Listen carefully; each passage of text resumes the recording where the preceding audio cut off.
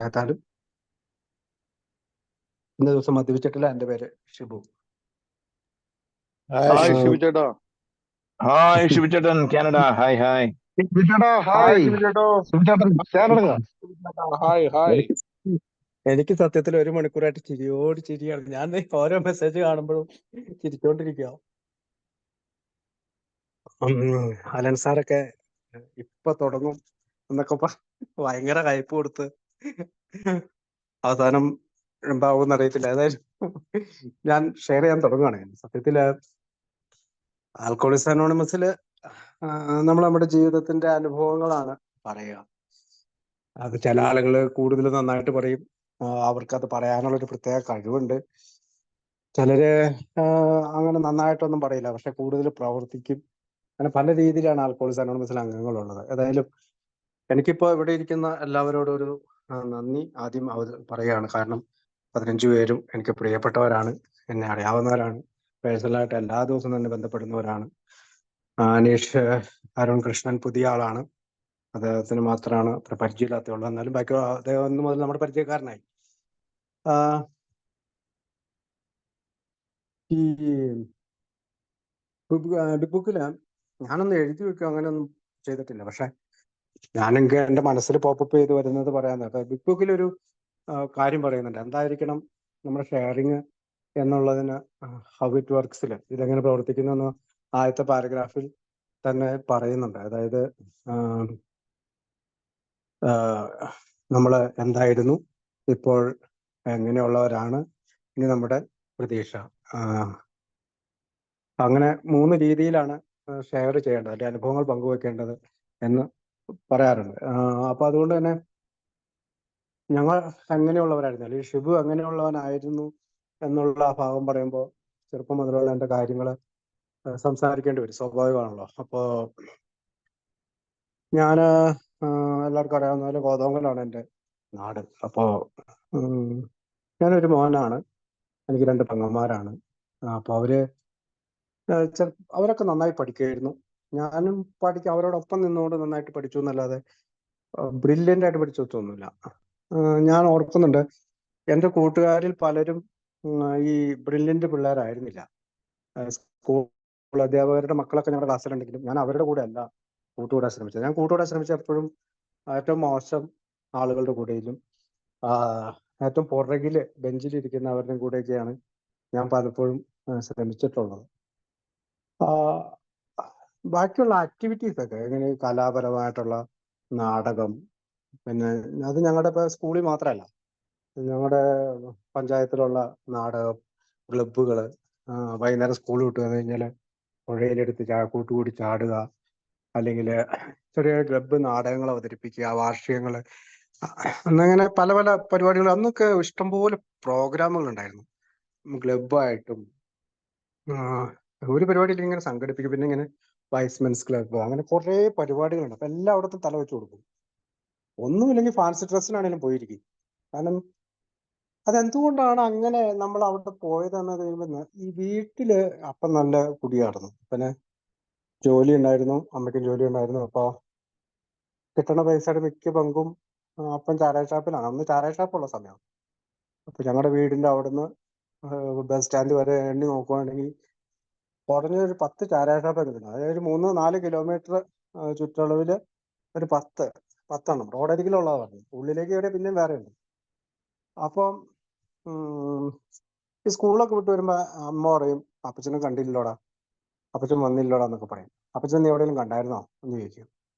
അപ്പം അപ്പച്ചനാണെങ്കിൽ ജോലി കഴിഞ്ഞ് വൈകുന്നേരം ആകുമ്പോഴത്തേക്ക് ഏതെങ്കിലും ഷാപ്പിൽ പോയിരിക്കും. അവിടെ ആരും കൂട്ടുകൂടി അന്ന് ഈ ചാരായോ മുട്ടയും കഷായം കൂട്ടിയടിയൊക്കെയാണ് മെയിൻ ഇത്. അപ്പോൾ എൻ്റെ മെയിൻ ജോലി ആ സമയത്ത് എന്ന് പറഞ്ഞാൽ അപ്പനെ ഒന്ന് കണ്ടുപിടിക്കണം, വീട്ടിൽ കൊണ്ടുവന്നാക്കണം. അങ്ങനെ അന്നേരമാണ് സ്വസ്ഥത ഉണ്ടാവുന്നത്. നമ്മന്നൊക്കെ അപ്പനെ എന്നൊക്കെ വലിയ കാര്യം. കാരണം എപ്പോഴും കെട്ടിപ്പിടിക്കും, ഉമ്മ കൊടുക്കും, ഭയങ്കര സ്നേഹം. അപ്പൊ വീട്ടിലേക്ക് ഞങ്ങൾ 3 മക്കളും അങ്ങനെയായിരുന്നു. അപ്പൊ ഞങ്ങൾക്കെല്ലാം അപ്പന് എൻ്റെ അത്രയും പൊക്കമുള്ളൂ. അപ്പൊ ഞങ്ങൾ എപ്പോഴും കെട്ടിപ്പിടിക്കും, അപ്പനെ എടുക്കാൻ നോക്കും. അതൊരു നല്ലൊരു സ്നേഹമാണ്. അപ്പോൾ വീട്ടിൽ അമ്മയോടാണെങ്കിലും ഒക്കെ ഞങ്ങൾ അങ്ങനെ അമ്മേനെ കളിയാക്കും, അമ്മയുടെ തമാശ പറയും. അങ്ങനെ നല്ല രീതിയിൽ അപ്പൊ അമ്മ മേക്കപ്പ് ഒക്കെ ചെയ്യാണ്. ഞങ്ങൾ അമ്മയുടെ പേര് ഗ്രേസിന്. അപ്പൊ ആ കാലത്ത് UP ഗ്രേസി എന്ന് പറഞ്ഞുകൊണ്ട് ഒരു സിനിമാ നടി ഉണ്ട്. അപ്പൊ സിനിമാ നടി ആണല്ലോ, പ്ലാനാണല്ലോ എന്നൊക്കെ പറഞ്ഞുകൊണ്ട് ഞങ്ങളെ കളിയാക്കുകയൊക്കെ ചെയ്യും. അപ്പൊ പറഞ്ഞു വന്ന വെച്ചാൽ ചെറുപ്പം ഇത്തരം രസകരമായിട്ടുള്ള അവസരങ്ങളൊക്കെ ഉണ്ടായിരുന്നു. ക്രിസ്മസ് പുൽക്കൂടുണ്ടാക്കുക, ഓണത്തിന് പരിപാടികള്, ഓണത്തിന് 10 ദിവസവും അത്തപ്പൂക്കളോടും കൂട്ടുകൂടി പൂക്കളൊക്കെ പറിച്ച് ഭയങ്കര എല്ലാവരും ചെയ്തിട്ടുള്ളതാണ്. ഞാനിത് പറയാനുള്ളത് എന്താ വെച്ചാൽ ചെറുപ്പം അത്ര നല്ല മനോഹരമായിരുന്നു. അതോടൊപ്പം ഈ ഒരു പ്രശ്നം ഉണ്ടായിരുന്നു. എൻ്റെ വീട്ടിൽ അപ്പം കുടിക്കുന്നതായതുകൊണ്ട് തന്നെ അത് ഞാൻ പ്രത്യേകം പറയണം. കാരണം ഇപ്പൊ അങ്ങനെയുള്ള പ്രശ്നങ്ങളുള്ളവരൊക്കെ ഈ കൂട്ടത്തിലുണ്ടെങ്കിൽ അവർക്കൊരു സഹായമാവും. അപ്പൻ്റെ ഈ കുടി അത് എങ്ങനെയാ എന്നെ ബാധിച്ചെന്നുള്ളത്, ആദ്യത്തെ ബാധിച്ചത് എന്നെ 3ാം ക്ലാസ്സിൽ വെച്ചാണ്. അമ്മ ഒരു തീരുമാനം എടുത്തു. അപ്പൻ്റെ ശക്തമായ കുടി എല്ലാ ദിവസവും കുടിച്ചിട്ട് വരുന്നു. അപ്പനെ തെറിയൊക്കെ പറയുന്നു, അല്ലെ അമ്മയോട് എന്തെങ്കിലുമൊക്കെ പറയും. അമ്മ വൈപ്പില്ല, അമ്മയുടെ വീട് എറണാകുളത്താ. അപ്പൊ അമ്മയുടെ ആങ്ങളമാരോട് വിളിച്ചു പറഞ്ഞു, കൊച്ചിനെ ചെറുക്കനെ നിങ്ങൾ കുറച്ചാൾ അവിടെ കൊണ്ടുവന്നാക്കുക. അപ്പൊ അവനൊരു ഇതൊന്നും കേട്ട് വളരണ്ടല്ലോ. പെൺപിള്ളേര് പിന്നെ എങ്ങനെയെങ്കിലും, അവളുമാര് പിന്നെ അപ്പനോട് ഭയങ്കര സ്നേഹത്തിൽ എപ്പോഴും നിൽക്കുന്നത്. അപ്പൊ തെറി പറഞ്ഞാലും എന്നാ പറഞ്ഞാലും ഞാനൊരു ഇച്ചിരി മുരടാനൊക്കെ തുടങ്ങി. എനിക്ക് അതായത് ഞാൻ 3ാം ക്ലാസ്സിൽ വെച്ചിട്ടാണ് എന്നെ അമ്മ പറിച്ചു നടുന്നത്. അതായത് എൻ്റെ വീട്ടിൽ നിന്ന് എന്നെ പറിച്ചു നട്ടു. എനിക്ക് ഭയങ്കര സങ്കടമാണ്. ഭയങ്കര കരച്ചു. എനിക്കെന്റെ അമ്മയും അപ്പനെ പിടിച്ചിരിക്കാൻ വയ്യായിരുന്നു.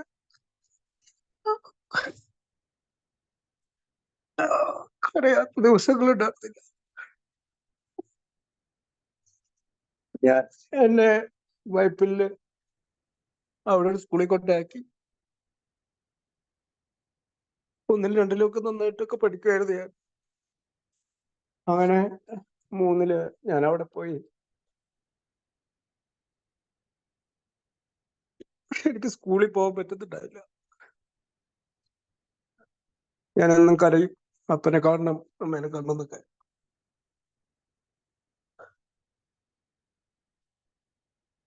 സ്കൂളിലേക്കുള്ള വഴിക്കൊക്കെ അന്ന് ഈ കണ്ടൽ ചെടികളുണ്ടാവും.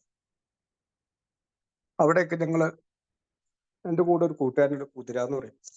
അവൻ്റെ കൂടെ ഞങ്ങൾ പോയി ഒളിച്ചിരിക്കും. സ്കൂളിൽ പോകാൻ മടിയാ. അങ്ങനെ ഒരു ദിവസം ഞാനിങ്ങനെ ഈ കണ്ടൽ ചെടി എന്ന് പറഞ്ഞിട്ടുണ്ടെങ്കിൽ എറണാകുളമായിട്ട് ബന്ധപ്പെട്ടുള്ള ആൾക്കാർ ഇങ്ങനെ ഈ മുറ്റത്ത് ഇങ്ങനെ നമ്മുടെ ഇങ്ങനെ പടർന്ന് പന്തലിച്ച് ഇങ്ങനെ കിടക്കും. അപ്പൊ അതിന്റെ അടിയിൽ ഗ്രൗണ്ട് പോലുള്ള സ്ഥലമാണ്.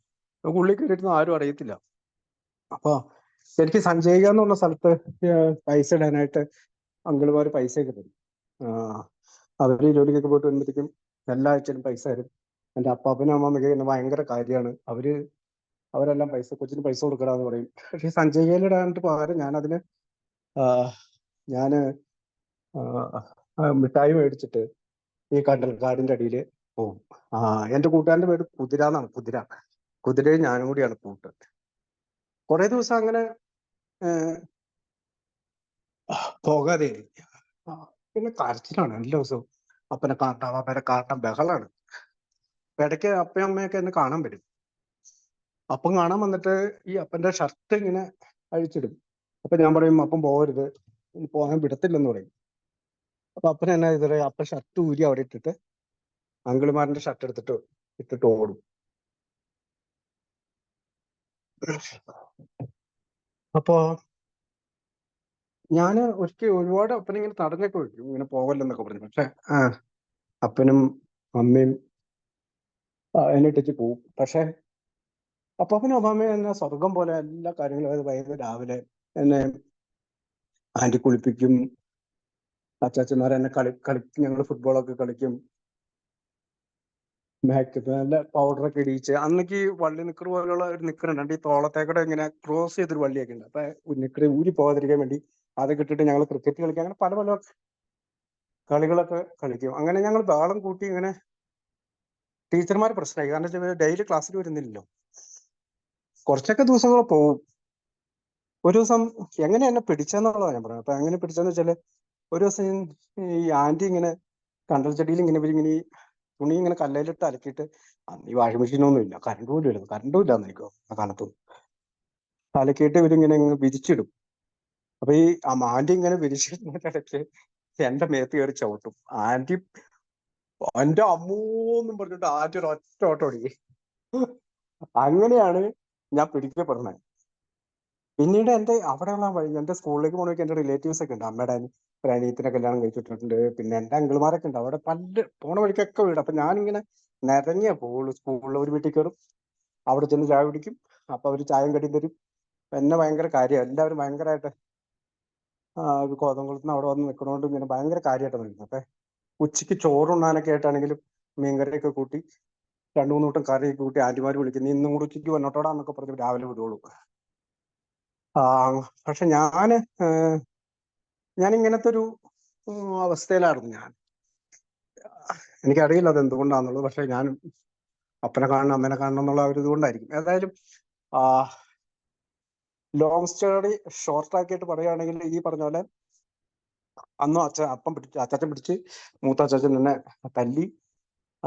എൻ്റെ അപ്പനോട് പറഞ്ഞ് ഇവൻ പഠിക്കാൻ പോകുന്നില്ല, ബുദ്ധിമുട്ടാവും, പിന്നെ ഇവൻ പഠിക്കാണ്ടിരുന്ന എങ്ങനെ ശരിയാവണം, നിങ്ങൾ എന്നെ കൊണ്ടോ എന്നൊക്കെ പറഞ്ഞ് അപ്പനെ അമ്മേനെ കൺവിൻസ് ചെയ്തിട്ട് എന്നെ ഇവിടെ കൊണ്ടുപോയി. അപ്പൊ എൻ്റെ ഇടയ്ക്ക് വേദപാഠത്തിനൊക്കെ വിടുന്നുണ്ട്. അവിടെ വേദപാഠത്തിൽ വിടുമ്പോൾ ഈ ബോട്ടിയേറ്റി പോയിരിക്കും.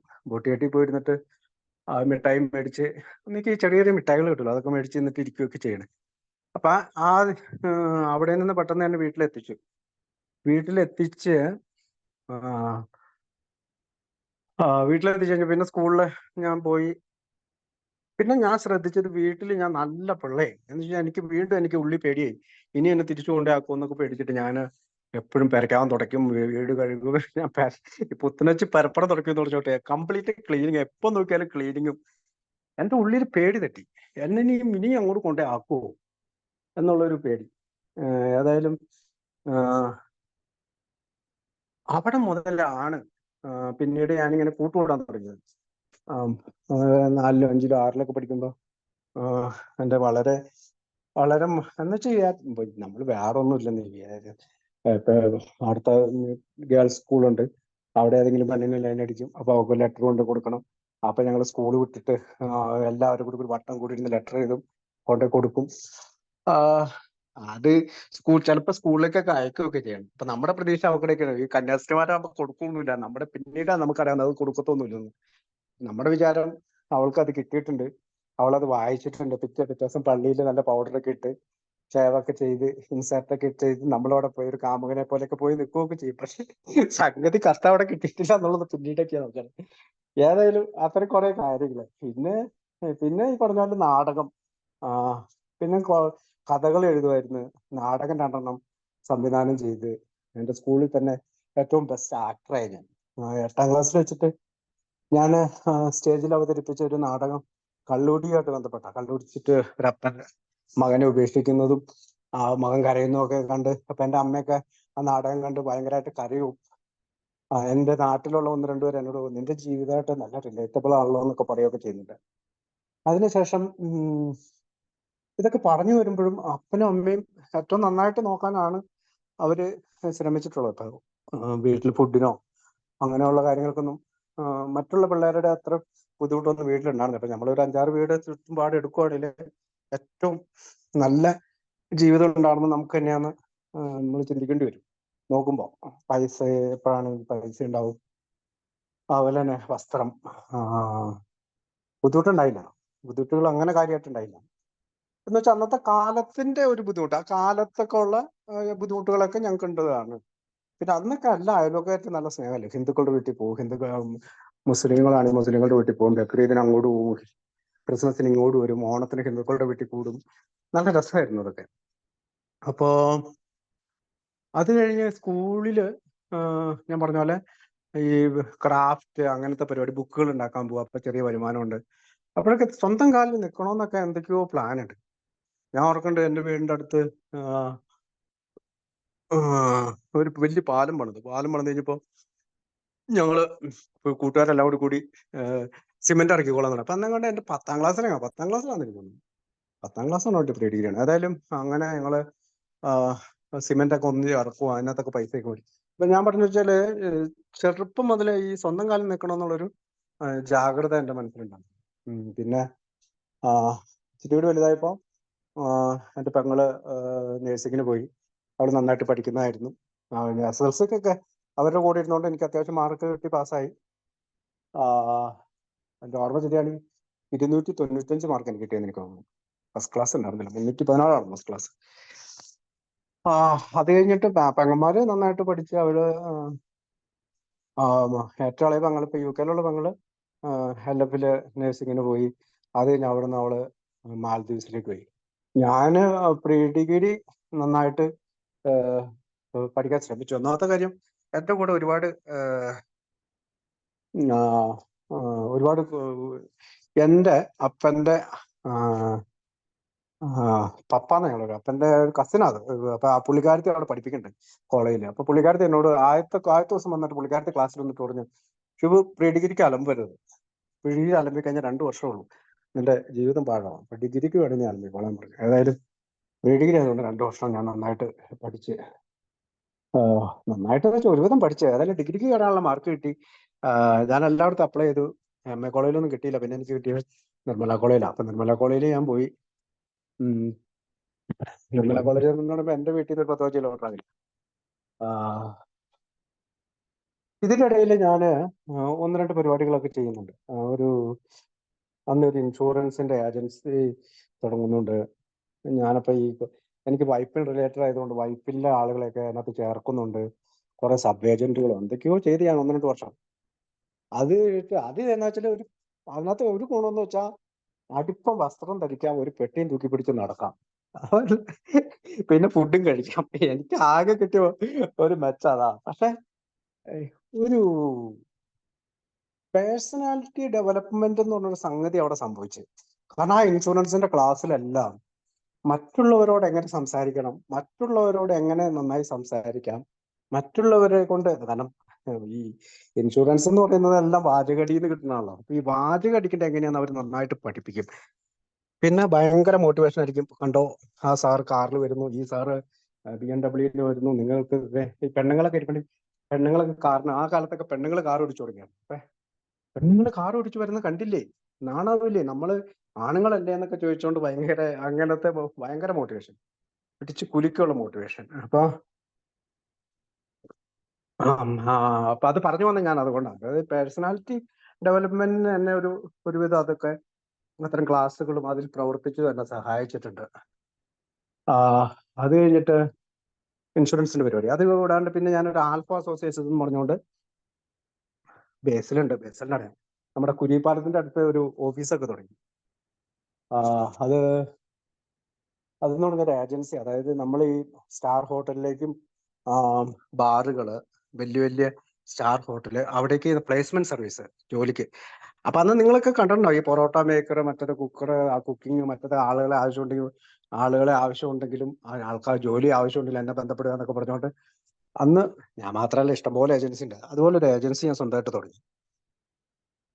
എനിക്ക് നാളൊന്നും ഓടിയില്ല. 1 വർഷം കണ്ട് ഞാൻ കൊണ്ടേ നടന്നു. കുറെ മൂന്നാറും അവിടെയൊക്കെ ഞാൻ ഒത്തിരി സഞ്ചരിച്ചു. മൂന്നാർ, എറണാകുളം, ഈ ടൂറിസ്റ്റ് ഏരിയയിലൊക്കെ പോയി. അന്നൊക്കെ മൂന്നാറൊക്കെ ഡെവലപ്പായിട്ട് വരണുള്ളൂ. അന്നൊന്നും ഇത്രമാത്രം റിസോർട്ടൊന്നുമില്ല. അന്നൊക്കെ 4-5 പാറായുടെ റിസോർട്ടുണ്ട്, ടാറ്റയുടെ റിസോർട്ട്, അങ്ങനെ വളരെ ചുരുക്കം റിസോർട്ട്. അവിടെയൊക്കെ പോയിട്ട് ഞാൻ അവിടെ കൺവിൻസ് ചെയ്ത് കുറെ ഓർഡറൊക്കെ പിടിച്ച് കുറെ പേരൊക്കെ അങ്ങോട്ടൊക്കെ പറഞ്ഞു വിട്ടു. എന്തോ പിന്നീട് ആദ്യത്തെ ഞാനും ഉണ്ട്, ഒരു പാർട്ണറും ഉണ്ട്. അപ്പൊ പാർട്ണർ ഈ പണിയൊന്നും എടുക്കത്തില്ല. പിന്നെ ലാസ്റ്റ് ഞാനതങ്ങ് നിർത്തി. കാരണം നമ്മൾ പണിയെടുക്കണം, പാർട്ണർ കാശ് മേടിക്കും, അങ്ങനത്തെ ഒരു അവസ്ഥയായി. പിന്നെ ലാസ്റ്റ് അത് മെച്ചമല്ലാണെന്ന് തോന്നുന്നു. പിന്നെ അങ്ങനെ ഓർക്കുന്നില്ല കേട്ടോ. ഏതായാലും അവിടെ നിർത്തി. അതിന് ശേഷമാണ് ഞാൻ ഈ നിർമ്മല കോളേജിലേക്ക് പോണേ. അതും കൂടി ഉൾപ്പെടുത്തി ഫസ്റ്റ് ഇയർ, അതെ, പ്രീ ഡിഗ്രി കഴിഞ്ഞിട്ടാണ് ഞാൻ ഡിഗ്രിക്ക് പോകുന്നത്. ഈ ആൽഫ അസോസിയേഷൻ എന്ന് പറഞ്ഞാൽ ഈ ഏജൻസിയുടെ ഇത് കഴിഞ്ഞിട്ടാണ് ഡിഗ്രിക്ക് കയറുന്നത്. അപ്പൊ ഡിഗ്രിക്ക് കയറുമ്പോൾ ഞാൻ ആ ഇൻഷുറൻസും ഇടയ്ക്കൊക്കെ തുടരുന്നുണ്ട്. അപ്പൊ കോളേജിൽ അങ്ങനെ ഫസ്റ്റ് ഇയർ ഒന്നും അധികം എനിക്ക് പോകാൻ പറ്റില്ല. പക്ഷെ എന്നാലും ഞാനും പ്രിൻസിപ്പളും നല്ലൊരു ബന്ധത്തിലായിരുന്നു ആദ്യത്തെ വർഷങ്ങളിൽ. പിന്നീട് അതായത് പുള്ളിക്ക് നമ്മളെ എങ്ങനെയും അറിയാം. അപ്പൊ പുള്ളി നല്ല എപ്പോഴും. പിന്നെ ഞാൻ എന്താ വെച്ചാൽ പിന്നെ രാഷ്ട്രീയം ഉണ്ടായിരുന്നു, ചെറുതായിട്ട് രാഷ്ട്രീയം. SFIയുടെ ജോസഫ് ഗ്രൂപ്പ് ഒരേ രീതിയിലാണ് പ്രവർത്തിച്ചിരിക്കുന്നത്. അന്നേരം ഞങ്ങള് സമരം നടത്തുമ്പോൾ ഇപ്പൊ ഈ നമ്മളെ കോളേജിൽ നിന്ന് നമുക്ക് മനസ്സിലായില്ല, ഇപ്പൊ ഒരു വിവാദ വിഷയം ഉണ്ടായില്ലേ. അപ്പൊ അവിടെ എപ്പോഴും ബഹളമൊക്കെ ആയിരിക്കും. പക്ഷെ പ്രിൻസിപ്പൾ എപ്പോഴും എന്നോടൊരു അനുഭാവപൂർവമായ സമീപനമാണ്. അത് ഞാൻ ഭയങ്കരമായിട്ട് യൂസ് ചെയ്തെന്നുള്ളതാണ്. ഇയാൾ എപ്പോഴും എന്നെ സസ്പെൻഡ് ചെയ്യുന്നൊക്കെ പറയും, പക്ഷെ ഒരു സസ്പെൻഷനും നടത്തിയില്ല എന്നാണ്. അപ്പൊ ഞാൻ അവിടെ പോയിട്ട് എൻ്റെ ജൂനിയറായിട്ടുള്ള പിള്ളേരെ പിടിച്ചിരിക്കും, സമരം എന്ന് പറഞ്ഞ സമരം നടത്തിയിരിക്കും, വെല്ലുവിളിക്കും, എന്തും ചെയ്യാൻ തയ്യാറായിട്ടിരിക്കുന്ന ഒരു തരം ഇരിക്കുന്ന പറഞ്ഞിട്ടുണ്ടെങ്കിൽ ചുമ്മാ ആവശ്യമില്ലാതെ ആൾക്കാർക്ക് പിടിച്ചിരിക്കുകയൊക്കെ ചെയ്യും. ഇപ്പൊ ഈ നമ്മുടെ ഞാനൊരു പ്രാവശ്യം ഞാൻ കഴിഞ്ഞ ദിവസം ഷെയർ ചെയ്ത് പറഞ്ഞു, ഒരു ഇടി കൊടുത്തിട്ട് ഈ ഇടിവള പോലെ ഈ കമ്പി കെട്ടുമ്പോൾ ഈ കമ്പിയുടെ ചുറ്റും ഒരു ഇടിവള പോലെ സാധനം അതെടുത്തിട്ട് എടുത്തിട്ട് ഇടിച്ചിട്ട് അവൻ നല്ല സുന്ദരനെ വേണ്ടത് അവൻ്റെ മുഖത്തുനിന്ന് ഒരു ഇറച്ചി കഷ്ണം തെറിച്ചു എന്നുള്ളതാണ്. അവൻ പിന്നീട് ഭയങ്കര കുടിച്ച് മരിച്ചുപോയി കേട്ടോ. ആൾ മരിച്ചുപോയി. എന്നെക്കാളൊക്കെ ഒത്തിരി പ്രായത്തിനുള്ളതാണ്. ആൾക്കോളിക് അനോണിമസിലൊക്കെ വന്നിട്ട് ഞാൻ അന്വേഷിക്കാറുണ്ട് എനിക്ക് ക്ഷമ ചോദിക്കാൻ വേണ്ടി. പക്ഷെ പുള്ളി മരിച്ചു. ആയാലും ആട്ടോയ്ക്ക് അറിയാവുന്ന മെജോക്കൊക്കെ അറിയാവുന്ന ആളാണ്. അതൊക്കെ പിന്നീട് തട്ടിമുട്ടി അങ്ങനെയൊക്കെ പോയി. സെക്കൻഡ് ഇയർ കഴിഞ്ഞു. സെക്കൻഡ് ഇയർ ആയപ്പോൾ ഫസ്റ്റ് ഇയർ കഴിഞ്ഞ് സെക്കൻഡ് ഇയർ ആയപ്പോഴത്തേക്ക് ഹോസ്റ്റലിൽ പരിപാടി നിർത്തി. അതുവരെ ഞാൻ ഹോസ്റ്റലിലൊക്കെ പോയി നിൽക്കുമായിരുന്നു. ഇപ്പൊ സെക്കൻഡ് ഇയർ മുതൽ അവര് ഈ പള്ളിയിൽ നിന്നുള്ള ഹോസ്റ്റൽ അല്ലെങ്കിൽ കോളേജിന്റെ വകയുള്ള ഹോസ്റ്റലൊക്കെ നിർത്തി. അവർ അങ്ങനെ നിർത്തി കഴിഞ്ഞപ്പോൾ പിള്ളേരെല്ലാം ഓരോ സ്ഥലത്തേക്കൂടെ ഇങ്ങനെ ഈ വീടെടുത്ത് താമസിക്കാൻ തുടങ്ങി. അങ്ങനെ ഞങ്ങൾ കൊട്ടാരം പിന്നെ പാതിര ഹൗസ് എന്ന് പറഞ്ഞ 2 വീടെടുക്കണം മോട്ടറിനടുത്ത്.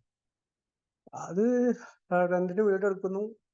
പഠിക്കാൻ വേണ്ടിയിട്ടാണെന്ന് പറഞ്ഞിട്ട് ഞാൻ വീട്ടിൽ നിന്ന് നുണം പറഞ്ഞിട്ട് ഞാൻ പോവും.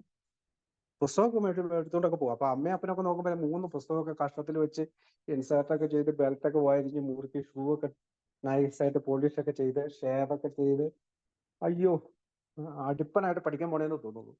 നേരെ അവിടെ ചെയ്യുമ്പോഴത്തേക്കും പാൻറ് ഷർട്ടൊക്കെ കൂടി കളഞ്ഞിട്ട് ഒരു മുണ്ടും കൈലുമുണ്ടും എടുത്ത് കൊടുത്തിട്ട് അതികൂടെ തേരാപ്പാര നടക്കും പാതിരാവസ്ഥയുടെ. മെയിൻ പണി എന്ന് പറഞ്ഞിട്ടുണ്ടെങ്കിൽ അടുത്ത കപ്പയുടെ കപ്പ ഇതാക്കുക, അങ്ങനെ കപ്പ എടുക്കുക, കോഴി പിടിക്കുക, അങ്ങനത്തെ കുറേ പരിപാടികൾ. ഏതായാലും അത് മുന്നോട്ട് പോയി.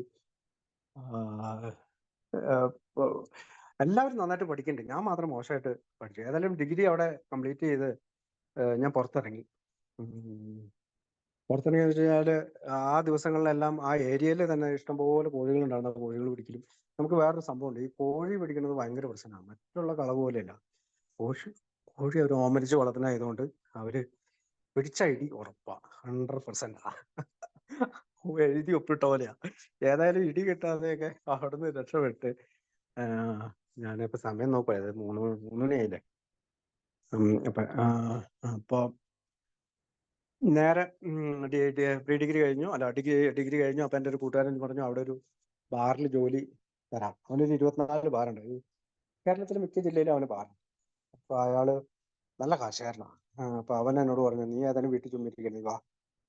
അപ്പൊ അപ്പോഴത്തേക്കും ഞാൻ അത്യാവശ്യമൊക്കെ ഫേമസ് ആയിരുന്നു. കോതമംഗലത്തൊക്കെ ആണെങ്കിലും അത്യാവശ്യം ഇടി കൂടാനൊക്കെ ആയിട്ട് ആളുകളുടെ പുറകെ നടക്കുന്നു. ആരിടിക്കും എന്ന് ഇടിച്ചിരിക്കും. അന്നത്തെ ഒരു പക്ഷേ സോഷ്യൽ ലൈഫ് അങ്ങനത്തെ സാമൂഹിക ചുറ്റുപാട് അറിഞ്ഞൊന്നും കൂടി വേണമെങ്കിൽ പറയാം. കാരണം വെച്ചാൽ എല്ലാവരും എന്തെങ്കിലുമൊക്കെ വള്ളിയിലുണ്ടാവും. വള്ളി ഇല്ലെങ്കിൽ മോശം എന്നുള്ള രീതിയിലുള്ള ഇതാണ്. അപ്പൊ ഈ കൊട്ടേഷൻ പിടിക്കാൻ പോവുക, വണ്ടി കൊട്ടേഷനിൽ ഇപ്പൊ ബാങ്കുകാരൊക്കെ വണ്ടി എവിടെയെങ്കിലും ഈ ചാലക്കുടി അല്ലെങ്കിൽ തൃശ്ശൂർ അങ്ങനെ വേറെ സ്ഥലങ്ങളിലായിരിക്കും വണ്ടി. പക്ഷെ നമ്മളത് പിടിച്ചോണ്ട് വരും, എങ്ങനെയെങ്കിലുമൊക്കെ എടുത്തോണ്ട് വരും. അവിടെയൊക്കെ ഒരു അടി കെട്ടാണ്ടും കേസാക്കാണ്ടും ഒക്കെ മുന്നോട്ട് പോയി എന്നുള്ളതാണ്. പിന്നെ ഞാൻ MA കോളേജിന്റെ അടുത്താണ്, തൊട്ടടുത്ത് തന്നെയാണ് വീട്. അപ്പൊ അവിടെ കോളേജിൽ കയറി പിള്ളേരെ തല്ലുക, പിള്ളേരിൽ നിന്ന് ഭീഷണിപ്പെടുത്തി മദ്യം മേടിച്ച് കുടിക്കുക. അപ്പോൾ ഞാൻ പതുക്കെ മദ്യത്തിലേക്ക് പയ്യെ നീങ്ങിക്കൊണ്ടിരുന്നു. പ്രത്യേകിച്ച് എൻ്റെ പ്രീ ഡിഗ്രിക്ക് ആദ്യത്തെ കുടി എന്ന് പറഞ്ഞിട്ടുണ്ടെങ്കിൽ ഞാനൊരു കൂട്ടുകാരനായിട്ട് ഒരു ബീർ കുടിച്ചത് കണ്ടേ ഓർക്കുള്ളൂ. ഞാനിപ്പോൾ ദുബായിലാണ്, അവൻ്റെ പേര് വിമൽ എന്നാണ്. അപ്പം ഞാനും അവനോട് കൂടി ഒരു ബീർ കുടിച്ചത്. പക്ഷെ പിന്നീടുണ്ടായ ഡിഗ്രി പോലുള്ള കുടി എന്ന് പറഞ്ഞാൽ നല്ല ഒരുവിധം നന്നായിട്ട് കുടിച്ച് ബോധം കെടുത്തുന്ന രീതിയിലൊക്കെ കുടിക്കും, അൺകോൺഷ്യസ് ആയി പോകുന്ന രീതിയിലൊക്കെ കുടിക്കുകയൊക്കെ ചെയ്തു. ഏതായാലും അവിടെ നിന്ന് ഡിഗ്രിയും കഴിഞ്ഞ് എൻ്റെ വീട്ടില് സംഗതികൾ ചെറുതായിട്ട് അറിയാൻ തുടങ്ങി. ഞാൻ അടി കൂടാൻ പോകുന്നത്, ഞാൻ കൂട്ടുകൂടുന്നത് വളരെ മോശപ്പെട്ട ആളുകളുമായിട്ടാണെന്നും കാരണം അമ്മയൊക്കെ എപ്പോഴും അപ്പനും എപ്പോഴും ടൗണിലുണ്ടാവും. അപ്പൊ അപ്പാടെ അപ്പനോടൊക്കെ ആരെങ്കിലുമൊക്കെ പറഞ്ഞു കൊടുക്കണായിരിക്കും, ഷിബു ഒന്ന് അവിടെ കിടന്ന് അടിക്കുന്നുണ്ട്, ഇവിടെ കിടന്ന് അടിക്കുന്നുണ്ട്. കാരണം MA കോളേജിലൊക്കെ എന്ന് പറഞ്ഞിട്ടുണ്ടെങ്കിൽ അവിടെയൊക്കെ കയറി കഴിഞ്ഞാൽ നമ്മൾ ലോക്കലിൽ കയറി കഴിഞ്ഞാൽ തന്നെയും അവരടിച്ച് നമ്മൾ പിള്ളേർ പിടിച്ച് അടിച്ചിട്ടാണ്. പക്ഷെ പേടി കൊണ്ടാണ് നമ്മൾ തൊട്ടത്തിൽ 1-2 പ്രാവശ്യം അതിനകത്ത് കയറി അടി ഉണ്ടാക്കുമോ, ഭയങ്കര ബഹളമൊക്കെ ഉണ്ടാക്കി. പിന്നെ ഒരുത്തനെ തെറി പറഞ്ഞു എന്നും പറഞ്ഞുകൊണ്ട് അവിടെ നിന്ന് ഒരു വേലിപ്പത്തിലെടുത്തിട്ട് എല്ലാ പെണ്ണുങ്ങളുടെ മുമ്പിൽ ഇട്ട് ഒരുത്തിട്ട് തല്ലി. അവനൊക്കെ ഒരു മുസ്ലിമാ, നെല്ലിക്കുഴിയിലുള്ള. അവരൊക്കെ അറിഞ്ഞ് പേടി എല്ലാവരും കൂടി അറിഞ്ഞെങ്കിൽ നമ്മളെടുത്തിട്ട് കുത്തിയാണ്. ഏതായാലും ഞാൻ പറഞ്ഞു വന്ന ആ സമയത്തൊന്നും ഒരു കേസിൽ പെടാണ്ടും ഇതുകൊണ്ട് ഒന്നും പെട്ടില്ല. പക്ഷെ ഞാൻ ഈ ബാറിൽ ചെന്ന് കഴിഞ്ഞപ്പോൾ അവിടെ ഒരുത്തന്നെ ഒരു ദിവസം കടം ചോദിച്ചു. അവനെ എല്ലാ ദിവസവും വന്നിട്ട് കടം ചോദിക്കില്ല. അങ്ങനെ ഒരു ദിവസം അവൻ കടം കൊടുക്കാത്തപ്പോൾ അവൻ എന്നെ, ഞാൻ അസിസ്റ്റന്റ് മാനേജറാണ്, അവൻ എന്നെ നല്ല തെറി വിളിച്ചു. അപ്പോൾ ഞാൻ അവൻക്ക് ഒരൊറ്റ അടി കൊടുത്ത് ബാറിലടി ഉണ്ടാക്കി കഴിഞ്ഞാൽ നാനാ ഭാഗത്തുനിന്ന് ആൾക്കാർ ഇറങ്ങി വരും. ഇനി എന്തൊരു സമയം ഉണ്ടടാ സന്തോഷേ? ശിവചേട്ടാ സമയമുണ്ട് ശിവചേട്ടാ. ഇപ്പം 6:30യും അല്ല പറയുമ്പോ 5 മിനിറ്റ് മുമ്പ് പറയണേ. 8 ഞാൻ സമയം പറയാം. 8 മണി, ഇവിടുത്തെ 8 മണിയാകുമ്പോഴത്തേക്കാണ് തീരുന്നത്. പറഞ്ഞു, കുഴപ്പമില്ല, സമയമുണ്ട് കേട്ടോ. ഞാൻ പറഞ്ഞോളാം, ഞാൻ ഇടയ്ക്ക്. ഓക്കെ. അപ്പൊ അപ്പൊ അവിടെ അപ്പൊ ഈ ബാറിൽ ഇവനിങ്ങനെ കടം ചോദിച്ചു, ഇവന് അടി കിട്ടി. ടോമി നാ പുള്ളിയുടെ പേര്. പുള്ളി അതോടുകൂടി കൂടി നിർത്തിട്ടോ. പിന്നീട് പക്ഷെ എന്നെ സംബന്ധിച്ചിടത്തോളം എന്നെ പോലീസ് പിടിച്ചോണ്ടേ. ഞാൻ അസിസ്റ്റന്റ് മാനേജറാ. എന്നോട് പറഞ്ഞു നീ വണ്ടി കയറാൻ പറഞ്ഞു. നീ അവനെ പിടിച്ചത് നിങ്ങൾ എല്ലാവരും കൂടി തല്ലി. ബാറുകാരുടെ പേരിൽ കേസായതുകൊണ്ട് മാനേജറെ പിടിച്ചോണ്ട് പോയി. ഏതായാലും ഞാൻ അവിടെ പോയി. അതിന്റെ ഇടയ്ക്ക് എന്റെ മാനേജറെ കല്യാണം കഴിച്ച് റീസെന്റ് ആയിട്ട് കല്യാണം കഴിച്ചായിരുന്നു ചെല്ലുമ്പോൾ. അപ്പൊ അയാൾ എന്നെ ബാറിലെ കീ ഏൽപ്പിക്കും. ഞാൻ എന്നാന്ന് വെച്ചാൽ എല്ലാ ദിവസവും രാത്രി ഏറ്റവും ബാർ കൗണ്ടറിൽ പോയിട്ട് രാത്രി നുഴഞ്ഞു കയറി കുപ്പിയിലിരിക്കുന്ന സാധനം എടുത്ത് ഒഴിക്കും. അതിനനുസരിച്ച് വെള്ളം കുപ്പി നിറച്ച് ഒഴിക്കും. എന്നിട്ട് ഞാൻ പിറ്റേ ദിവസം കൂട്ടുകാരോട് കുളിച്ചിട്ട് ഞാൻ ഇന്ന മദ്യം കഴിച്ചു, മറ്റത് കഴിച്ചു എന്നൊക്കെ പറഞ്ഞിട്ട് ഭയങ്കര അഭിമാനമായിരുന്നു. ഞാൻ സീസർ കഴിച്ച് മറ്റത് കഴിച്ചു എന്നൊക്കെ പറയുമ്പോഴത്തേക്ക് ഭയങ്കര അഭിമാനം. അപ്പൊ ഏതായാലും ഒരു ദിവസം ഈ കേസപ്പ് എന്റെ തലയിലായി. ഈ കഴിപ്പ് തുടരുകയാണ്. അതിന്റെ ഇടയ്ക്ക് ബിയർ എന്റെ തലപ്പാകം പൊട്ടിച്ച് കളഞ്ഞിട്ട് ഊറ്റി കുടിക്കും. അങ്ങനെ പല ഡാമേജ് എഴുതി വിടും. കണക്ക് നമ്മളെ എഴുതുന്നതുകൊണ്ട് ഇഷ്ടംപോലെ ഇതുണ്ടായിരുന്നു. അവിടുന്ന് ഞാൻ എന്നോട് അപ്പോ ഞാൻ എന്താണ് നേഴ്സിങ്ങിന് പോയ കാരണം എന്നാന്ന് ഞാൻ ഈ ഓർത്തെടുത്തിരിക്കണം. അപ്പൊ ഞാനപ്പം വീട്ടിൽ ഒരു ദിവസം ഞാൻ ഈ പാലയിൽ പോകണം. അപ്പൊ അവിടെ ഒരു ഞാൻ എക്സൈസ് ഓഫീസിന്റെ അടുത്തൊരു പെണ്ണുമായിട്ട് ചെറിയ ലൈനും സെറ്റപ്പ് ഒക്കെ ഉണ്ട്. അടുത്ത് അവളൊരു നായരുവണ്ണം. അപ്പൊ അവള് ആയിട്ടില്ലേ അവിടെ പോയിട്ട് കുറെ വർത്താനമൊക്കെ പറയും. ചുമ്മാ ചാമ്പി വർത്താനമൊക്കെ പറഞ്ഞ് പോരും. അപ്പൊ ഒരു ദിവസം ഞാനിങ്ങനെ നടന്നു പോകുമ്പോൾ എനിക്ക് മൂവ് ചെയ്യാൻ പറ്റുന്നില്ല. മൂവ് എന്ന് പറഞ്ഞാല് എനിക്ക് എന്ത് ചെയ്താലും എനിക്ക് കാലെടുത്ത് വെക്കുമ്പോഴത്തേക്ക് എനിക്ക് ശ്വാസം മുട്ടും, ഭയങ്കരമായിട്ട് ശ്വാസം മുട്ടും. എന്റെ കൺട്രോള് പോകുന്നു, എനിക്ക് കിട്ടുന്നില്ല ശ്വാസം. അത് എനിക്ക് വണ്ണം വെച്ചിട്ടോ, ബിയർ കുടിച്ചു വണ്ണം വെച്ച്. ഈ എന്റെ കൂട്ടുകാരായിട്ട് ഇടയ്ക്കൊക്കെ ഈ സ്റ്റീറോയിഡ് കഴിച്ചു കഴിഞ്ഞാൽ വണ്ണം വെക്കും എന്നൊക്കെ പറഞ്ഞുകൊണ്ട് അവന്മാർ സ്റ്റീറോയിഡ് കഴിക്കായിരുന്നു. അന്ന് മെലിഞ്ഞിരിക്കണവരൊക്കെ. അപ്പൊ ഞാനും ഭയങ്കര മെലിഞ്ഞിരിക്കണേ. അപ്പൊ ഞാൻ മെലിഞ്ഞിരുന്ന ഞാൻ വണ്ണം വെച്ചു, കളറൊക്കെ ആയി, വെള്ളയൊക്കെ ആയി, ഭയങ്കര വെള്ള. അപ്പൊ നമ്മളൊക്കെ വിചാരിക്കണം നമ്മൾ നന്നായി എന്നാണ്. സംഗതി പിന്നീടാണ് ഞാൻ അറിയണത് നന്നാവല്ലായിരുന്നു. ഏതായാലും ഞാൻ അമ്മോട് വിളിച്ചു പറഞ്ഞു. അപ്പൊ അമ്മ പറഞ്ഞു, മാനേജറോടും പറഞ്ഞു എനിക്ക് ഭയങ്കര ശ്വാസം മുട്ടുവാന്നൊക്കെ. ഇയാളത് ശ്രദ്ധിക്കുന്നില്ലാന്ന് തോന്നുന്നു കേട്ടോ. മറ്റേ ഈ മാനേജർ ഈ എന്നെ ഫ്രീഡം പോലെ വിട്ടെടുക്കുക. കാരണം പുള്ളിക്ക് എപ്പോഴും രാത്രി ചാടി പോകാലോ. ഇത് മുതലാളി അറിയാണ്ട പുള്ളി ചാടി പോണേ. പിന്നെ ഞാനും മുതലാളിയുടെ മോനും ഒന്നിച്ചു പഠിച്ചാണ്. പുള്ളിയും മുതലാളിയുടെ മൂത്ത മോനും ഒന്നിച്ചു പഠിച്ചാ. അപ്പൊ അതുകൊണ്ട് അങ്ങോട്ടും ഇങ്ങോട്ടും ഒരു അലൈൻമെന്റ് ഉണ്ടായിരുന്നു. അങ്ങനെ ഞാൻ ആശുപത്രിയില് ഉള്ളില് ഡോക്ടറെ അടുത്തിരിക്കുന്നു. ഡോക്ടർ എന്നോട് സംസാരിക്കുന്നു. അമ്മ ഉണ്ട് എൻ്റെ കൂടെ. അമ്മോട് പറഞ്ഞു ചേച്ചി എന്ന്. അപ്പൊ എല്ലാവരും അറിയണേ, ഞങ്ങള് അമ്മയും അപ്പനും എല്ലാവരും അറിയണേ. അങ്ങനെ ഡോക്ടർ പറഞ്ഞു ചേച്ചി കുറച്ച് പേരും പുറത്തേക്കാവുമെന്ന് ചോദിച്ചു. എന്നിട്ട് എന്നോട് ഡോക്ടർ ചോദിച്ചു നിങ്ങൾ കുടിക്കുമെന്ന് ചോദിച്ചു. ഞാൻ പറഞ്ഞു വല്ലപ്പോഴും എന്ന് പറഞ്ഞു. പിന്നെ വല്ലപ്പോഴും ഉള്ളൂ സാറേ, വല്ലപ്പോഴും ബീർ കുടിക്കുന്നു എന്തൊക്കെയോ പറഞ്ഞാൽ. അപ്പൊ പുള്ളി പറഞ്ഞു, എടാ അങ്ങനെയൊന്നുമല്ല, നന്നായിട്ട് നീ കുടിക്കും, നിന്റെ ഈ ചെസ്റ്റ് കാവിറ്റിയില് ഇത് ഫ്ലൂയിഡ് കെട്ടിയേക്കുക, അതുകൊണ്ടാണ് നിനക്ക് ശ്വാസം മുട്ടണത്, അത് ഇന്ന് തന്നെ എടുക്കണം, നീ ഐസിയിൽ അഡ്മിറ്റ് ആക്കണം, പറ്റുമെങ്കിൽ ഇന്ന് വൈകുന്നേരം തന്നെ എടുക്കാന്ന് പറഞ്ഞുകൊണ്ട് ഞങ്ങള് എന്നെ അഡ്മിറ്റ് ആക്കി. എന്റെ ഈ എക്സ്റേ ഒക്കെ കാണിക്കുന്നുണ്ട്.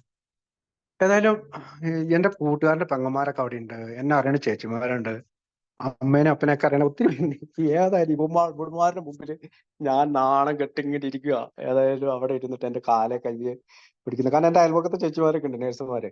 അപ്പൊ പിന്നെ എന്നെ ഇങ്ങനെ ഇരുത്തിയിട്ട് കുനിച്ചങ്ങ് നിർത്തിയിട്ട് എന്റെ ചെസ്റ്റിന്റെ പുറകിൽ നിന്ന് വലിയൊരു സിറിഞ്ച് വെച്ചിട്ട് ഇവര് ഈ ഫ്ലൂയിഡ് കുത്തിയെടുക്കുകയാണ്. ഫ്ലൂയിഡ് കുത്തിയെടുത്ത് കുപ്പിയിൽ ഒഴിച്ചിട്ട് എടുക്കുമ്പോഴൊക്കെ ശ്വാസം മുട്ടുന്നുണ്ട്. അതെടുത്ത് കഴിഞ്ഞ് അവരെന്നെ കുപ്പിയിൽ കാണിച്ചു, 2-3 ചെറിയ ചെറിയ ഗ്ലൂക്കോസ് കുപ്പിയില് കുറേ വെള്ളം ഉണ്ടായിരുന്നു. നമ്മുടെ ഈ മലിനജലം പോലെ, ഈ കാനാലെ വെള്ളം പോലത്തെ വെള്ളം. അത് കണ്ട് ഞാനൊന്ന് ഞെട്ടി. എനിക്ക് പ്രായം 20-22 വയസ്സ്, കല്യാണം കഴിച്ചിട്ടില്ല, വീട്ടിലൊറ്റ മോനാണ്, 2 പെങ്ങന്മാർക്കുള്ള ആകെയുള്ള ആശ്രയം. അവര് സ്വപ്നങ്ങൾ ഒരുപാട് കണ്ടാണ് എന്നെ വളർത്തുന്നത്. ഞാനും ഒരുപാട് സ്വപ്നങ്ങൾ കാണുന്നുണ്ട്. നല്ല സുന്ദരിയായ പെണ്ണിനെ കെട്ടുന്നു, നല്ല കാറിൽ നടക്കുന്നു, വലിയ വീട് വെക്കുന്നു, ജോലി കിട്ടുന്നു. അങ്ങനെ ഒരു ചെറുപ്പക്കാരുടെ സ്വപ്നമൊക്കെ നമുക്കുണ്ടാവുമല്ലോ. അവിടെ എല്ലാം അസ്തമിച്ച പോലെയൊക്കെ എനിക്ക് തോന്നി. പിന്നെ ഡോക്ടർ, നല്ലൊരു ഡോക്ടറാണ്, അയാൾ പറഞ്ഞു, എടാ ഒരു കുറെ നാൾ മരുന്ന് കഴിക്കണം, പക്ഷെ നീ കുടിക്കരുത്, മരുന്ന് കണ്ടിന്യൂസ് ആയിട്ട് കഴിച്ചാൽ ഇതൊക്കെ ഓക്കെ ആവുന്നുണ്ട്. കുടിക്കരുതെന്ന് അദ്ദേഹം പറഞ്ഞു. ഞാന് അപ്പൊ എന്നെ കാണാനായിട്ടൊക്കെ അടുത്തുള്ള ചേച്ചിമാരൊക്കെ വരുന്നൊക്കെ ഉണ്ട്. അപ്പൊ എല്ലാവരും പറയുന്നുണ്ട്, മോനെ നീ കുടിക്കില്ലടാ, ഒരു പ്രശ്നമില്ലേ, ഇത്ര പെട്ടെന്ന് തന്നെ നീ ഇതായില്ലേ എന്നൊക്കെ ചോദിക്കുന്നുണ്ട്.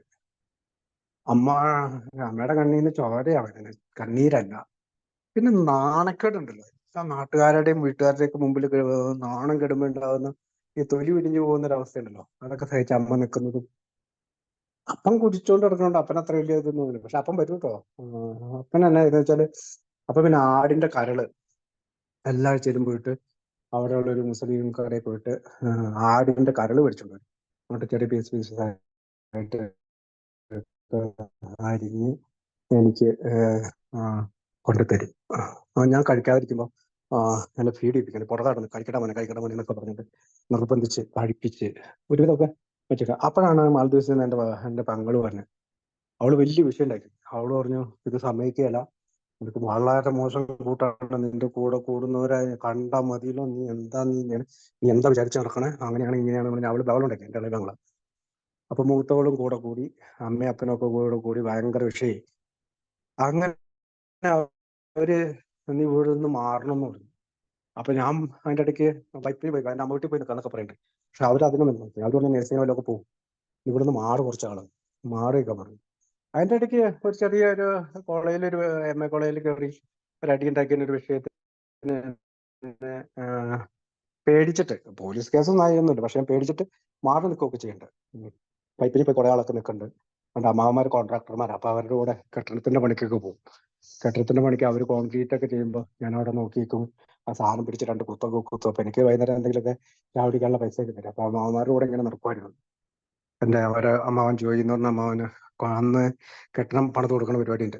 അപ്പൊ പറഞ്ഞു വന്ന, അപ്പൊ അങ്ങനെയൊക്കെ മാറി നിൽക്കാന്ന് ഞാൻ പറഞ്ഞു. പക്ഷെ ഇവര് അതൊന്നും പറ്റില്ല, നീ നഴ്സിംഗിന് പോകാൻ പറഞ്ഞുകൊണ്ട് അങ്ങനെയാണ് ഞാൻ ബാംഗ്ലൂര് തെരഞ്ഞെടുക്കണേ. അപ്പൊ എന്നെ പരിചയമുള്ള കുറെ ആൾക്കാരുണ്ട് ബാംഗ്ലൂര്. അപ്പൊ അങ്ങനെ ഞാൻ ഒരാളോട് വിളിച്ചു ചോദിച്ചു. അപ്പൊ അയാൾ വീട്ടിൽ വന്നു. അങ്ങനെ ഞാൻ എൻ്റെ മൂത്ത കളിയിൽ ഞാനും കൂടി ഈ പറയുന്ന ഹോസ്പിറ്റലിൽ പോയി നഴ്സിംഗിന് പൈസ അടച്ചു. ആദ്യത്തെ വർഷത്തെ പൈസ അടച്ചു. ഹോസ്റ്റലിൽ താമസിക്കണമെന്ന് പറഞ്ഞു. അപ്പൊ എൻ്റെ കൂട്ടുകാർ പറഞ്ഞു, വേണ്ട, അവന് ഞങ്ങളുടെ റൂമുണ്ട്, ഞങ്ങൾ അവിടെ താമസിപ്പിച്ചോളാം എന്ന് പറഞ്ഞു. അപ്പോൾ ഹോസ്റ്റലിലെ ഫീസൊക്കെ അടയ്ക്കാൻ വേണ്ടിയിട്ട് അവർ ശ്രമിക്കുകയൊക്കെ ചെയ്തു. പക്ഷെ അവിടെ ഹോസ്റ്റൽ വലിയ ഹോസ്റ്റൽ പടർന്നുകൊണ്ടിരിക്കണല്ലോ. അന്നത്തെ കാലത്ത് ഇത് ഇങ്ങനെ തുടങ്ങണുള്ളൂ, അംഗം തുടങ്ങണുള്ളൂ. നഴ്സിംഗിന്റെ ഒരു ചാകര തുടങ്ങുന്ന സമയം തുടക്കത്തിലാണ്. അപ്പൊ അതിന് മുമ്പൊക്കെ ആൾക്കാർ പോയിട്ടുണ്ടാവും, പക്ഷെ റയറാണ്, വളരെ റയറാണ്. ഈ പറഞ്ഞ പോലെ കൂമ്പാരം പോലെ നഴ്സിംഗ് കോളേജ് വന്നത് ഞാനൊക്കെ ചെന്നതിന് ശേഷമാണ്. അപ്പൊ അവരെന്നെ ആ റൂമിലൊക്കെ കൊണ്ടുപോയി താമസിപ്പിക്കുമ്പോൾ തന്നെ അളിയൻ പോയി 2 ദിവസം കഴിഞ്ഞപ്പോഴത്തേക്ക് അവന്മാര് പല പരിപാടികളും തുടങ്ങി. അവിടുന്ന് ഇവിടുന്നും ചില ലേഡീസിനെയൊക്കെ കൊണ്ടുവരുന്നു, അവർ പരിപാടികൾ ചെയ്യുന്നു. അപ്പൊ നമ്മൾ ഇതൊക്കെ നോക്കും. അപ്പൊ നമ്മള് കളം വളരെ നല്ല കളത്തിലെത്തിയെന്നുള്ളത് നമുക്ക് മനസ്സിലായി. ഏതായാലും ഞാൻ കോളേജിൽ പോയി ചേർന്നു. കോളേജിൽ പോകുന്നുണ്ട്. ഒരു ബൈക്ക് അതിൻ്റെ ഇടയ്ക്ക് ഒപ്പിച്ച്, അതിൻ്റെ ഇടയ്ക്ക് എവിടുന്നോ ഒരു ബൈക്ക് ഒപ്പിച്ച്, ആ ബൈക്കിലാണ് ഞാൻ കോളേജിൽ പോയി തിരിച്ചു വരികയൊക്കെ ചെയ്യുന്നത്. കുറച്ച് 1 മാസം 2 മാസം അവരുടെ കൂടെ താമസിച്ചതിന് ശേഷം ഞാൻ കോളേജിൽ എൻ്റെ ക്ലാസ്മേറ്റ് ആയിട്ടുള്ള കുറച്ച് പേരുണ്ട്. അങ്ങനെ ഞങ്ങൾ ഒരു 3-4 പേര് കൂടി ഒരു വീടെടുത്തു. ഹോസ്റ്റലിൽ എന്തായാലും കയറില്ല. ഞങ്ങൾ വീട്ടിൽ താമസിക്കും, ഹോസ്റ്റലിൽ നിന്ന് ഫുഡ് കഴിക്കും. ഹോസ്റ്റലിൽ നിന്ന് ഫുഡ് കഴിച്ചപ്പോൾ അഡ്മിനിസ്ട്രേറ്റർ ഞങ്ങൾ എടുത്തിട്ട് ഓടിക്കും. ഞങ്ങൾ അവിടെ നിന്ന് മുട്ടയൊക്കെ എടുത്തോണ്ട് ഓടണയൊക്കെ ഞങ്ങൾ ഓർക്കുന്നുണ്ട്. പുള്ളി ഒരു ലൂണയിൽ ഞങ്ങളെ അന്വേഷിച്ച് വരികയൊക്കെ ചെയ്യും. പുള്ളിയായിട്ട് ഇപ്പൊക്കെ നല്ല കമ്പനിയാണ്. അപ്പൊ അന്ന് അതൊക്കെ ഒരു രസമായിരുന്നു. പിന്നെ പല കൂട്ടുകാരും ഭയങ്കര സ്നേഹമായിരുന്നു. അവന്മാരുടെ ചോറിന്റെ ഒക്കെ ഒരു പങ്ക് ഞങ്ങൾക്ക് എപ്പോഴും കാത്തു വെക്കും. കണ്ട് വിളിക്കും, എടാ ചോറെടുത്ത് വെച്ചിട്ടുണ്ട് വാ എന്നൊക്കെ പറയും. അപ്പൊ എന്നെക്കാളും പ്രായം കുറഞ്ഞവരായിരുന്നല്ലോ. ഞാൻ ഡിഗ്രി ഒക്കെ കഴിഞ്ഞ് കളി കഴിഞ്ഞിട്ടില്ല അവിടെ ചെല്ലണം. മിക്കേടും തന്നെ ഡിഗ്രി കഴിഞ്ഞ് വന്ന പിള്ളേരായതുകൊണ്ട് കുഞ്ഞു പിള്ളേരാണ് എല്ലാവരും. കൊച്ചേ വാവേ ചക്കരയെന്നൊക്കെ വിളിക്കുന്ന സൈസ് പിള്ളേരാണ്. അപ്പൊ അവരൊക്കെ നമ്മളെ ഒന്നും കൂടി പരിഗണിക്കും. അങ്ങനെ ഫസ്റ്റ് ഇയർ ഞാൻ കഴിഞ്ഞു. സെക്കൻഡ് ഇയർ ആയപ്പോഴത്തേക്ക് ഞാനിങ്ങനെ ഒരു കോളേജില് ഇതിന്റെ ബോർഡ് ഉണ്ടല്ലോ, നഴ്സിംഗ് ബോർഡിൽ ഇങ്ങനെ ഒരു ദിവസം പോയപ്പോൾ അവിടെ ഒരു മുസ്തഫ എന്ന് പറഞ്ഞ ഒരാള് എന്നെ കണ്ട്. ഞാനിങ്ങനെ ഇരിക്കുന്നു, പുള്ളി അവിടെ ഇരിക്കുന്നു. പുള്ളി എന്നോട് ചോദിച്ചു, പുള്ളിക്ക് കുറച്ച് മലയാളം അറിയാം. മംഗലാപുരത്ത് നിന്നാണ് പുള്ളി. മലയാളം അറിയാമെന്നുള്ളൂ, പുള്ളി കന്നഡക്കാരനാണ്. അപ്പോൾ അത് ഞാൻ പറഞ്ഞു, അതെ ഞാൻ മലയാളിയാണ്. അപ്പോൾ പുള്ളി എന്നോട് പറഞ്ഞു, ഞങ്ങൾക്ക് ഇങ്ങനെ ഒരു കോളേജ് ഉണ്ട്, നീ അവിടം വരെ ഒന്ന് വരാവോ എന്ന് ചോദിച്ചു. അങ്ങനെ ഞങ്ങൾ ആ കോളേജ്, പുള്ളിയുടെ ഒരു നിർബന്ധപ്രകാരം കോളേജ് മംഗലാപുരത്തെ കോളേജിൽ പോയി. അവിടെ പോയി കോളേജൊക്കെ കണ്ടു. ഞാൻ ബസ്സിനാണ് പോകണം, അന്നേരം ബൈക്കുള്ളൂ. ബസ്സിന് പോയി കോളേജൊക്കെ കണ്ടു. പിന്നെ പുള്ളി എന്നോട് ചോദിച്ചു, നീ ഇവിടെ അഡ്മിഷൻ ചെയ്യാമെന്ന് ചോദിച്ചു. അങ്ങനെ ഞാൻ പയ്യെ അഡ്മിഷൻ ഫീൽഡിലേക്ക് ഇറങ്ങണം. അങ്ങനെ ഞാനിപ്പോൾ ആദ്യമൊക്കെ 10-15 സബ് ഏജന്റുമാരെ നാട്ടിൽ നിന്നൊക്കെ ഒപ്പിച്ചെടുത്തു. കാരണം ഇൻഷുറൻസിന്റെ ഒരു സബ് ഏജൻസികളുണ്ടല്ലോ, അതിന്റെ ഒരു ജ്ഞാനം മനസ്സിൽ കിടക്കണമുണ്ട്. അതേ അളവിൽ തന്നെ ഇവിടെയും കളിക്കാൻ തുടങ്ങി. ഞാൻ കുറെ ഏജന്റുമാരെയൊക്കെ കണ്ടുപിടിച്ചു, അവർക്ക് കമ്മീഷൻ വാഗ്ദാനം ചെയ്തു. അങ്ങനെ അവിടെ കോളേജ് ഫില്ലായി. പിന്നെ ഞാൻ എൻ്റെ ബാംഗ്ലൂരുള്ള ഡയാന എന്ന് പറഞ്ഞ കോളേജിൽ പോയി. അവിടെയും കുറെ അഡ്മിഷനും പരിപാടിയൊക്കെ ആയി. അവസാനം മുസ്തഫ എന്ന് പറഞ്ഞ അഡ്മിനിസ്ട്രേറ്റർ, അയാൾ അവിടുന്ന് ഓണറുമായിട്ട് എന്തോ പ്രശ്നം ഉണ്ടായി, അവിടുന്ന് ഇറങ്ങിപ്പോയി. അപ്പൊ എന്നെ അവര് അഡ്മിനിസ്ട്രേറ്റർ ആക്കി. Diana college of nursing Shibu Joy administrator എന്ന് പറഞ്ഞൊരു ഓഫീസൊക്കെ തന്നു. എൻ്റെ ഫ്രണ്ടിലൊക്കെ എല്ലാം എഴുതി വെച്ചിട്ടുണ്ടായിരുന്നു. ഞാൻ അവിടെ ഇരുന്നു. അതൊക്കെ എൻ്റെ അഡ്മിഷനെ കൂടുതൽ ബൂസ്റ്റ് ചെയ്തു. അങ്ങനെ അങ്ങനെ നല്ലൊരു ബിസിനസ്സിലേക്ക് നമ്മൾ അവിടെ ചെന്നു. പിന്നെ അവിടുന്ന് നാട്ടിൽ ഇച്ചിരി സ്ഥലം മേടിച്ചിട്ടും അത് മറിച്ചു കൊടുക്കും, അങ്ങനത്തെ പരിപാടികളൊക്കെ ആയിട്ട് ചെന്നു. അങ്ങനെ ഈ മറ്റേ വിഷയം ഉണ്ടായതുകൊണ്ട് നമ്മൾ കള്ളുകൂടിയില്ല. ഈ ഡോക്ടർ പേടിപ്പിച്ചിരിക്കുന്നതുകൊണ്ട് കള്ളുകൂടിയില്ല. പക്ഷെ ഇടയ്ക്കിടയ്ക്കൊക്കെ ഞാൻ എപ്പോഴും എക്സ്റേ എടുത്തു നോക്കും, കുഴപ്പമുണ്ടോ, സ്കാനൊക്കെ ചെയ്തു നോക്കും. എക്സ്റേ എടുക്കും, സ്കാൻ ചെയ്തു നോക്കും. സ്കാനിങ്ങിനാണ് പോകുന്നത് എപ്പോഴും. സ്കാനിങ്ങിന് അവിടെ 500 രൂപയ്ക്ക് സ്കാൻ ചെയ്യാനുള്ള ഒരു സ്ഥലമുണ്ട്, അവിടെ പോയി സ്കാൻ ചെയ്യും. അങ്ങനെ ഒരു ദിവസം എൻ്റെ ഒരു കൂട്ടുകാരൻ കൂട്ടുകാരെന്ന് പറഞ്ഞിട്ടുണ്ടെങ്കിൽ ഞാൻ അന്നേരം ഹോസ്റ്റൽ നടത്തുന്നുണ്ട്, ബോയ്സ് ഹോസ്റ്റലും ഗേൾസ് ഹോസ്റ്റലും ഒക്കെ നടത്തുന്നത്, കൂടാതെ ക്യാൻറ്റീൻ നടത്തുന്നുണ്ട്. അപ്പൊ ഈ ഇതിന്റെ ബിൽ കളക്ടർ ഉണ്ട് ഒരുത്തൻ, അവന്റെ പേര് വിനു. അപ്പൊ അവന്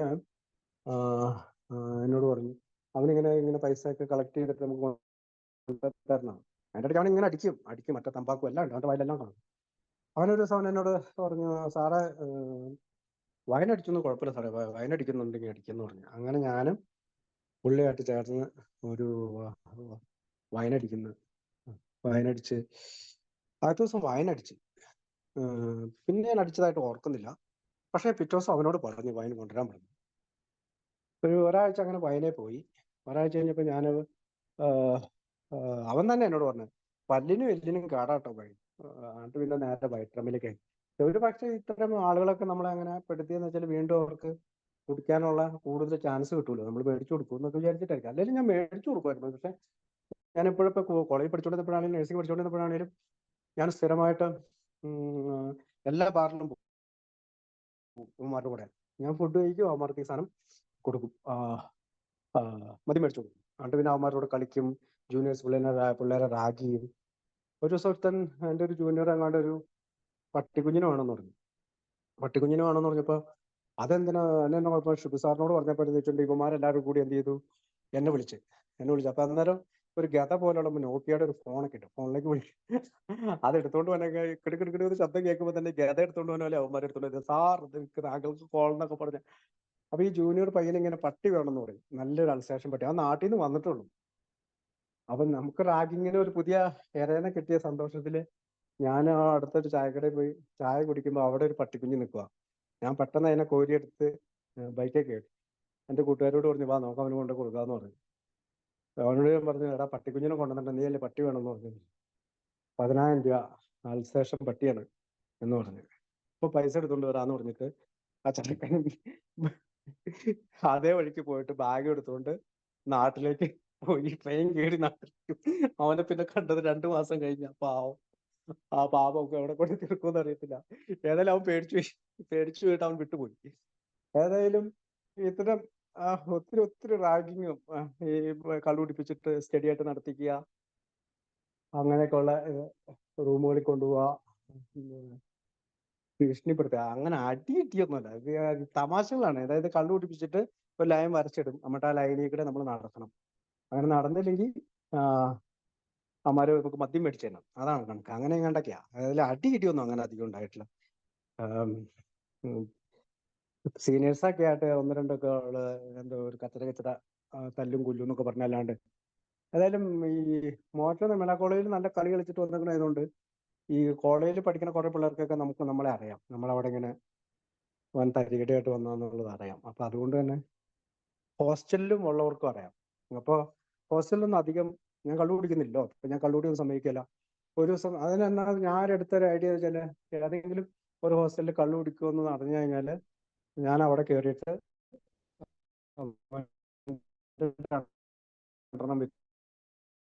വെച്ചു കൊടുക്കും. അപ്പൊ മറ്റുള്ളവർ അങ്ങനെ നമ്മുടെ ആരും പേടിക്കാതെ കുടിക്കാതെ നിൽക്കുന്നൊക്കെയാണ്. ഏതായാലും അതിങ്ങനെ സാമ്പത്തികമായിട്ടൊക്കെ ഉന്നമനായി. ഒരു കാറിന് പോലെ 2 കാറായി, അത്യാവശ്യം ജോലിയായി, പിന്നെ സ്ഥലം മേടിച്ചിട്ടില്ലായി, മെച്ചപ്പെട്ടു. അങ്ങനെ ഞാൻ എൻ്റെ വിവാഹ ജീവിതത്തിലേക്ക് കടക്കണമെന്ന് മോഹം വെച്ചു. ഇതിനൊക്കെ അപ്പൻ്റെ കാര്യം പറഞ്ഞാൽ അപ്പൻ ഒരു ഇതൊക്കെ അടിച്ച് ചാരയൊക്കെ അടിച്ചടിച്ചടിച്ചടിച്ച് അവാർഡ് മേടിച്ചു. ഒരു കിഡ്നി പോയി അപ്പൻ്റെ, തേഞ്ഞ് തീർന്നു. അത് ചാരായം കുടിച്ചു തീർന്നു എന്ന് പറഞ്ഞു. പിന്നെ ഒരു കിഡ്നിന്ന് അടുത്ത കിഡ്നിയിലേക്ക് കണക്ട് ചെയ്യിപ്പിച്ചിട്ടൊക്കെയായിരുന്നു. പിന്നെ മലതാരത്തേക്കൂടെ ആയിരുന്നു മൂത്രം വെച്ചിട്ടുണ്ട്. അപ്പൊ അപ്പനെ ഏകദേശം തീരാറായി. അപ്പോഴാണ് അമ്മയ്ക്ക് ആവശ്യം ഞാൻ കല്യാണം കഴിക്കണം. അങ്ങനെ ഞാൻ വിവാഹിതനാവുകയാണ്. വിവാഹിതനായെങ്കിലും ഞാൻ ഇവള് ഫസ്റ്റ് ഇയർ നഴ്സിംഗ് പഠിപ്പിക്കാനായിട്ട്, ഇവള് ബയോടെക്നോളജി കഴിഞ്ഞാണ്, PhD ബയോടെക്നോളജി കഴിഞ്ഞ് തൊഴിലുടെ തന്നെ വലിയൊരു അത്യാവശ്യം അറിയപ്പെടുന്ന ഒരു ഫാമിലിയിൽ നിന്ന് കല്യാണം വെച്ചാണ്. അപ്പൊ ഇവിടെ എല്ലാവരെയും അനിത്യമാരെല്ലാവരെയും ഞാൻ ഈ കോളേജിൽ കൊണ്ട് ചേർക്കുകയാണ്, നഴ്സിംഗിന് പഠിപ്പിക്കുകയാണ്. അപ്പൊ അവർക്ക് ഞാൻ അവിടെ അഡ്മിനിസ്ട്രേറ്റർ ആയതുകൊണ്ട് തന്നെ ഫീസ് വേണ്ട. അങ്ങനെ ഞങ്ങൾ 3 വർഷം അവരെ പഠിപ്പിച്ചു. എൻ്റെ വൈഫ് 4 വർഷം പഠിച്ചിറങ്ങിയത് അവിടെ നിന്ന്. പക്ഷെ പകുതി ദിവസം ഇവളോട് പറയും പൊക്കോളാൻ പറയും, എക്സാം ഒക്കെ നമുക്ക് അറേഞ്ച്. പക്ഷെ ഇവിടെ കോപ്പി കടലാസൊക്കെ ഞാൻ കൊണ്ടു കൊടുക്കാൻ നോക്കുമെങ്കിൽ ബുക്ക് വേണ്ടാന്ന് പറയും, നിങ്ങൾ പഠിച്ചെഴുതിക്കൊള്ളാന്ന് പറയും. അനിയത്തിമാർ അങ്ങനെ ഉണ്ട്, 3 പേര് നല്ല പഠിപ്പിച്ചുകളാണ്. ബാക്കിയുള്ളവരെല്ലാം കോപ്പി കടലാസ് വേണമെന്നൊക്കെ പറഞ്ഞിട്ട് ബഹളം കൂട്ടുകയാണ്. അപ്പൊ ഈ രാജീവ് യൂണിവേഴ്സിറ്റിയിൽ സ്ട്രിക്റ്റ്, പക്ഷെ എന്നാലും ഞാൻ എൻ്റെ കഴിവിൻ്റെ പകുതി ഈ കോപ്പി കടലാസ് കൊണ്ടു കൊടുക്കാനും, കാരണം നമുക്ക് പിറ്റേ വർഷം അഡ്മിഷൻ കിട്ടണമെങ്കിൽ നമുക്ക് കോപ്പി കൊടുത്താൽ വരും. അപ്പൊ ചില സ്റ്റുഡൻസിൻ്റെ നിന്നൊക്കെ പൈസ മേടിച്ചിട്ട് റൂമിൽ പൂട്ടിയിടും, പുറത്തുനിന്ന് കുറ്റിയിടും. എന്ന് വെച്ചാൽ ലോക്ക് ചെയ്യും, താഴും കോലും ഇട്ട് ലോക്ക് ചെയ്തിട്ട് ഉള്ളിൽ പുസ്തകമായിട്ട് എഴുതിപ്പിക്കുകയൊക്കെ ചെയ്തിട്ടുണ്ട്. അതൊക്കെ പറ്റിയൊക്കെ പറഞ്ഞാൽ ഞാൻ ഒരു ദിവസം പോരാ. അപ്പൊ അതുകൊണ്ട് ഞാൻ അങ്ങനെയുള്ള പരിപാടികളൊക്കെ കഴിഞ്ഞ് കുടി തുടങ്ങി. കല്യാണം കഴിക്കുന്ന സമയത്തൊന്നും കുടിക്കുന്നില്ല. ഞാൻ ഈ വയനാടിക്കണത് കല്യാണം കഴിഞ്ഞതിന് ശേഷമാണ്. അങ്ങനെയാണ് ഇവന് ഈ ഹോസ്റ്റലും പരിപാടികളെല്ലാം ഉള്ളത് വിവാഹത്തിന് ശേഷമാണ്. അപ്പൊ ഈ വയനടിച്ച് തുടങ്ങിയ ഞാൻ പെട്ടെന്ന് തന്നെ വൈറ്റ് കയറി. എന്നുവെച്ചാൽ ഞാൻ കുടിക്കാതിരുന്ന ആ ഒരു 4 വർഷം കൊണ്ട് എൻ്റെ വിവാഹം കഴിഞ്ഞു. എനിക്ക് അത്യാവശ്യം അത് കുടിക്കാതിരുന്നാൽ തന്നെ നമുക്ക് സാമ്പത്തികമായിട്ട് മെച്ചം ഉണ്ടാവുന്നതിന് എനിക്ക് തന്നെ തെളിവുണ്ട്. അപ്പോൾ അങ്ങനെ കുടി തുടങ്ങി കഴിഞ്ഞപ്പോഴത്തേക്ക് പഴയ പോലെ തന്നെ കുടിക്കും. അപ്പൊ അടുത്ത് കോളേജിൽ പിള്ളേരുടെ കൂടെ കുടിക്കും, പിള്ളേരെ വിളിച്ചോണ്ട് വരും, അതുകൊണ്ട് അവരോടൊപ്പം ഇരുന്ന് കുടിക്കും. 4th ഇയർ പിള്ളേരെ വിളിച്ചോണ്ട് അതിൻ്റെ ഇടയ്ക്ക് എൻ്റെ പ്രിൻസിപ്പൾ, അയാൾ 2 എണ്ണം അടിച്ചോണ്ടിരുന്ന, അയാൾ വിളിച്ചോണ്ട് പോകും. അയാൾ സ്റ്റാർ ഹോട്ടലിലേക്കായിരുന്നു ആദ്യം കയറുള്ളായിരുന്നു. സ്റ്റാർ ഹോട്ടലിൽ പോയിരുന്നിട്ട് ഞാൻ കൊണകൊണാന്ന് അടിച്ചിട്ട് ഞാൻ അവിടെ വാള് വെക്കുന്നു. ക്യാൻസറുടെ വളരെ മോശം അവസ്ഥയിൽ എത്തിച്ചേരുന്നു. അവസാനം ഞാനൊരു ദിവസം നോക്കിയപ്പോ സ്റ്റാർ ഹോട്ടലിൽ നിന്ന പ്രിൻസിപ്പള് അവിടെ ലോക്കൽ ബാറിൽ കയറി കുടിക്കാൻ തുടങ്ങി. അപ്പൊ ഈ പിള്ളേരൊക്കെ അവിടെ ഇറക്കി കുടിക്കാൻ മുന്നേ അവന്മാരെ ഇറങ്ങി ഓർഡറിനൊക്കെ ഞാൻ കണ്ടു. അപ്പൊ അയാൾ ഞാൻ ആ രീതിയിലേക്ക് തരം താഴ്ത്തിയെന്നുള്ളതാണ്. ഗ്രേഡ് കുറച്ചായത്. ചെയർമാൻ പിന്നെയും കുടിക്കില്ലായിരുന്നു. അയാൾ ഒരു പെഗ് കുടിച്ച് ഒരു പെഗ് എന്ന് പറഞ്ഞാൽ 5 മണിക്കൂർ കൊണ്ടൊക്കെ കുടിച്ചു കഴിയുള്ളായിരുന്നു. അപ്പൊ പിന്നെ ഇത് വൈഫിനെ വല്ലാതെ ബാധിച്ചു തുടങ്ങി. കാരണം വെച്ചാൽ പിള്ളേരുടെ കൂടെ കുടിക്കുന്നത് പിള്ളേർ വിളിച്ചു പറയുകയൊക്കെ, ചേച്ചി സാറത്തില്ല ഞങ്ങളുടെ കൂടെ ഉണ്ടായിരുന്നു, സാർ അങ്ങനെ പറഞ്ഞു ഇങ്ങനെ പറഞ്ഞു എന്നൊക്കെ പറഞ്ഞുകൊണ്ട് ഭയങ്കര ബഹളായി തുടങ്ങി. ഇവിടെ ഭയങ്കര എൻ്റെ പൊന്നോ എനിക്കിവിടെ അതിന്റെ തൊഴിൽ പോണ രീതിയിലുള്ള നാണക്കേടല്ലേ, അങ്ങനത്തെ ഇതൊക്കെ ഓർക്കുന്നുണ്ട്. പിന്നെ ഈ രാത്രി 12 മണി 1 മണിയാകുമ്പോൾ ബാംഗ്ലൂർ നിറച്ച് പട്ടികളുണ്ടാവും. ഈ പട്ടികളുടെ മുമ്പേ ഞാനിങ്ങനെ നടക്കും. പട്ടികൾ ഒരു 10-50 എൻ്റെ പുറകെ ബാറിലേക്ക് കുറയ്ക്കൊക്കെ ചെയ്യണ്ട, നമുക്ക് ഒരു വിഷയമുണ്ട്, അടിച്ചു പൂത്തിയിട്ടില്ല എപ്പോൾ പോലെ. ഏതായാലും അവിടെ ചെന്നു ഒരു ദിവസം ഞാനിങ്ങനെ ഗേറ്റ് അടച്ചേക്കുമല്ലേ, സത്യത്തിൽ ബാറെല്ലാം പൂട്ടി അവർ കിടന്നു. ഞാന് അങ്ങനെ ഒരുപാട് സമയമായെന്നും പറയാൻ പറ്റില്ല, ഇച്ചിരി ലേറ്റായി 12 മണി 1 മണി കണ്ട. ഏതായാലും ഞാൻ ഈ മതിൽ ചാടി കിടന്നത് നേരെ ചെന്ന് ചാടിയപ്പോൾ ഇവരുടെ ഈ അടുക്കള വശത്തുനിന്ന് ഈ വേസ്റ്റ് വെള്ളം പെട്ടെന്ന് ഒരു ടാങ്കിന്റെ മുകളിൽ ആസ്പെറ്റോസ് ഇട്ടിട്ടുണ്ടായിരുന്നു. അതിന്റെ മുകളിലേക്ക് ഇട്ട ചാട്ടം. ആസ്പെറ്റോസ് പൊട്ടി ഞാൻ ആ കിണറ്റിന്റെ ഉള്ളിലായി. കിണറ്റിന് വെച്ചാൽ ഒരു കുഴി.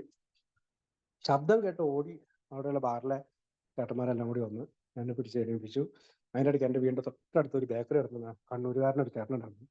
അയാള് പറഞ്ഞു, എന്നാ സാറേ ഇങ്ങനെയൊക്കെ ചെയ്യണേക്കെ പറഞ്ഞിട്ട് എന്നെ പിടിച്ചോണ്ട് തോളത്ത് കയറ്റി പുള്ളി എൻ്റെ വീട്ടിൻ്റെ ഇടയത്ത് കൊണ്ട് കിടത്തണൊക്കെ ഓർക്കുന്നില്ല. പിറ്റേ ദിവസം നോക്കിയപ്പോൾ ഈ മരിച്ചു കഴിയുമ്പോൾ നമ്മൾ ഇങ്ങനെ ബോഡി പടം വരയ്ക്കില്ലേ, അതുപോലെ ഇങ്ങനെ മലിനജലം എൻ്റെ വീടിൻ്റെ വരാന്തയിലൊക്കെ കിടക്കുന്നതൊക്കെ ഓർക്കുന്നുണ്ട്. പലപ്പോഴും എനിക്ക് കുടി നിർത്താനായിട്ടുള്ള അനേകം ശ്രമങ്ങൾ നടക്കുന്നുണ്ട്.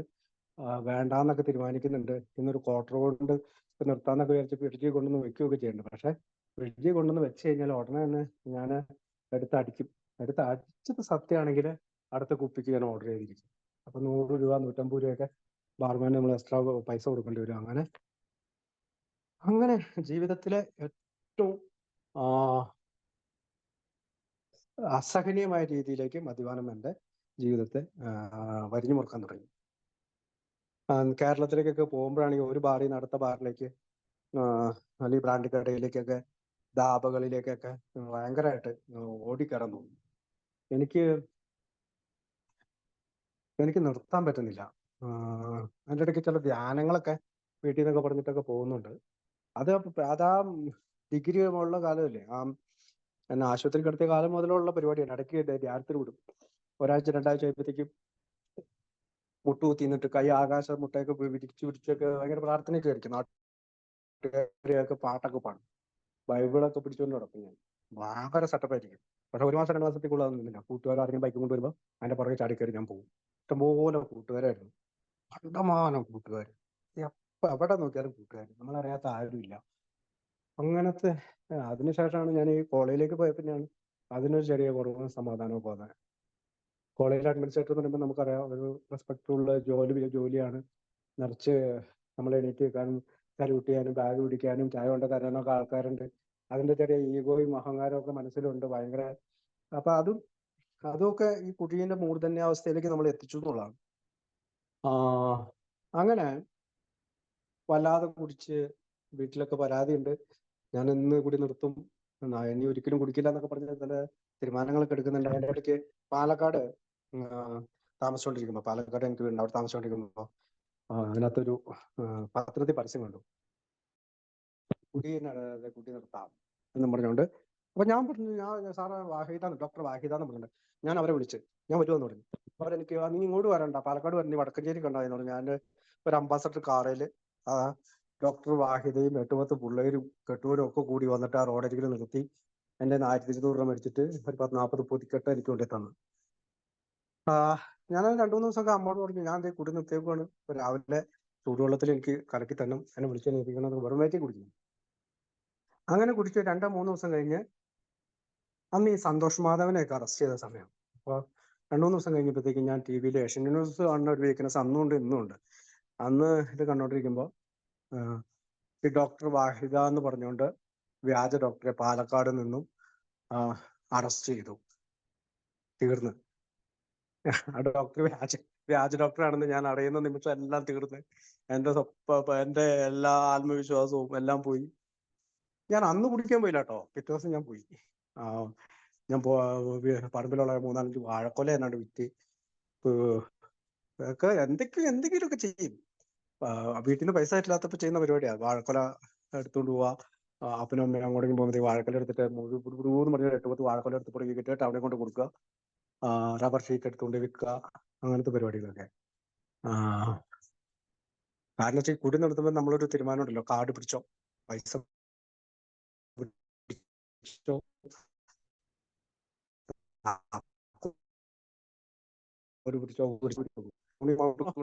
തുടങ്ങി കഴിഞ്ഞ എല്ലാം റിട്ടേർഡാ. തന്നില്ലേന്ന് ചോദിക്കണേ. അയ്യോ രസം. അപ്പൊ അങ്ങനെ വീണ്ടും കുടിച്ച് അങ്ങനെ തുടരുകയാണ്, കുടി തുടരുകയാണ്. പല ഇറ്റലിയിൽ നിന്ന് ഒരു കൂട്ടുകാരൻ വന്നപ്പോൾ അവനെ കൊണ്ട് പോയിട്ട് ബാറിൽ പോയി കുടിച്ച് അവനോട് പറഞ്ഞ് പൈസ കൊടുത്തേക്കാൻ പറഞ്ഞു. നമ്മൾ ജീവിതത്തിൽ ഒരിക്കലും ചെയ്യാത്ത കാര്യങ്ങൾ. അതായത് അവനെ നമ്മളെ കാണാൻ വേണ്ടി വന്നതാണ്, അവൻ കുടിക്കാത്ത ആളാണ്, പക്ഷെ അവനെ കൊണ്ട് നമ്മൾ ബാറിൽ പോയി കുടിക്കുന്നു, എന്നിട്ട് അവനോട് പൈസ കൊടുത്തേക്കാൻ പറയുന്നു. അപ്പോ പറഞ്ഞു വന്നു വെച്ചാൽ നമ്മള് സുബോധത്തോടു കൂടി ചെയ്യാത്ത കാര്യങ്ങൾ ചെയ്യാൻ തുടങ്ങി. അങ്ങനെ ഞങ്ങള് ജീവിതത്തിന്റെ മാന്യതകൾ താഴെ പോന്നു, പേഴ്സണാലിറ്റി ലെവൽ കുറഞ്ഞ്, കുളിക്കുന്നത് കുറഞ്ഞ്, നഖം വെട്ടില്ല, ഒരു വൃത്തി മെനയില്ലാത്ത രീതിയിലൊക്കെ ആയി തുടങ്ങി. അപമാനം, ഭയങ്കര അപമാനം. പ്രത്യേകിച്ച് കല്യാണത്തിനൊക്കെ പോവാന്നൊക്കെ പറഞ്ഞിട്ടുണ്ടെങ്കിൽ നല്ല ഡ്രസ്സൊക്കെ ഇട്ടുകൊണ്ടായിരിക്കുമല്ലോ പോണത്. അപ്പൊ അവിടെ ചെന്ന് കഴിയുമ്പോഴത്തേക്ക് ഈ കുടി തുടങ്ങിക്കഴിഞ്ഞാൽ പലപ്പോഴും ഞാൻ ഓർക്കണ്ട, തൊടുപുഴ ഒരു കല്യാണത്തിന് പോയിട്ട് അവിടെ ആ ടൗൺ പള്ളിയുടെ തൊട്ടടുത്തുള്ള ഓഡിറ്റോറിയത്തിൽ ഇങ്ങനെ ചെന്നു. ഒരുത്തൻ ചോദിച്ചു 2 അടിക്കല്ലെന്ന് ചോദിച്ചു. താഴെ പോയി ബാറിൽ പോയി അടിച്ചു. പിന്നെ ഞാൻ പന്ത് എറിയണമല്ലേ, പടക്കുന്നു അങ്ങോട്ട് ജമിനി പോവും മോളി പോവും, ജമിനി പോവും മോളി പോവും. അവസാനം അടിച്ചടിച്ചടിച്ച് പാമ്പായി.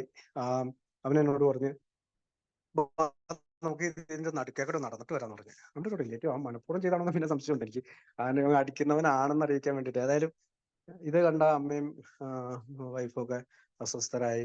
പെട്ടെന്ന് വണ്ടി കാടി കയറി പെട്ടെന്ന് വണ്ടി എടുത്ത് പോവാന്നൊക്കെ പറഞ്ഞു. അപ്പൊ എന്റെ കൂടെ നീലകണ്ഠൻ എന്ന് പറഞ്ഞിട്ടൊരു ഡ്രൈവർ ഉണ്ട്. അവനെ ഞാൻ അപ്പോയിന്റ് ചെയ്തേക്കുക 5000 രൂപ. എന്ന് വെച്ചാല് ഞാൻ പേടിയായി തുടങ്ങി. അവസാനം ഞാൻ മരിക്കുമെന്നോ വണ്ടി ഇടിക്കുമെന്നൊക്കെ പേടിയായി തുടങ്ങി. അങ്ങനെ നമ്മള് കോളേജിൽ നിന്ന് പറഞ്ഞ് ഒരാളെ അപ്പോയിന്റ് ചെയ്തേക്കണം അഡ്മിഷന്റെ കാര്യത്തിന് വേണ്ടിയിട്ടാന്നൊക്കെ പറഞ്ഞു. ഏതായാലും അവൻ ലാസ്റ്റ് എന്റെ കാല് പിടിച്ചു, സാർ എന്നൊന്ന് പറഞ്ഞു കൊടുക്കണം. കാരണം വെച്ചാൽ ഒരു ബാറിൽ അടുത്ത ബാറിലേക്ക് ഈ തോണ്ടല, ഈ ഉന്തിക്കാറ്റില്ല, അങ്ങോട്ട് പോകും ഇവിടെ ഒരേ ബ്രാൻഡിക്കർ കണ്ടില്ലേ, ബാറ് കണ്ടില്ലേ.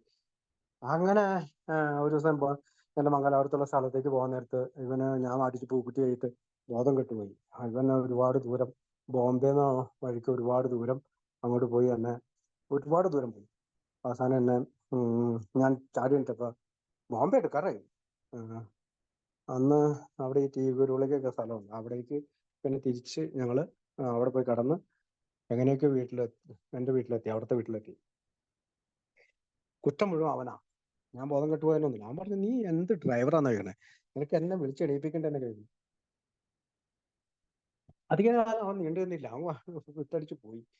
അവൻ എൻ്റെ കൂടെ എല്ലായിടത്തും വരുമായിരുന്നു, ഞാൻ പറയുന്നതെല്ലാം ചെയ്യായിരുന്നു. നല്ലൊരു മനുഷ്യനായിരുന്നു.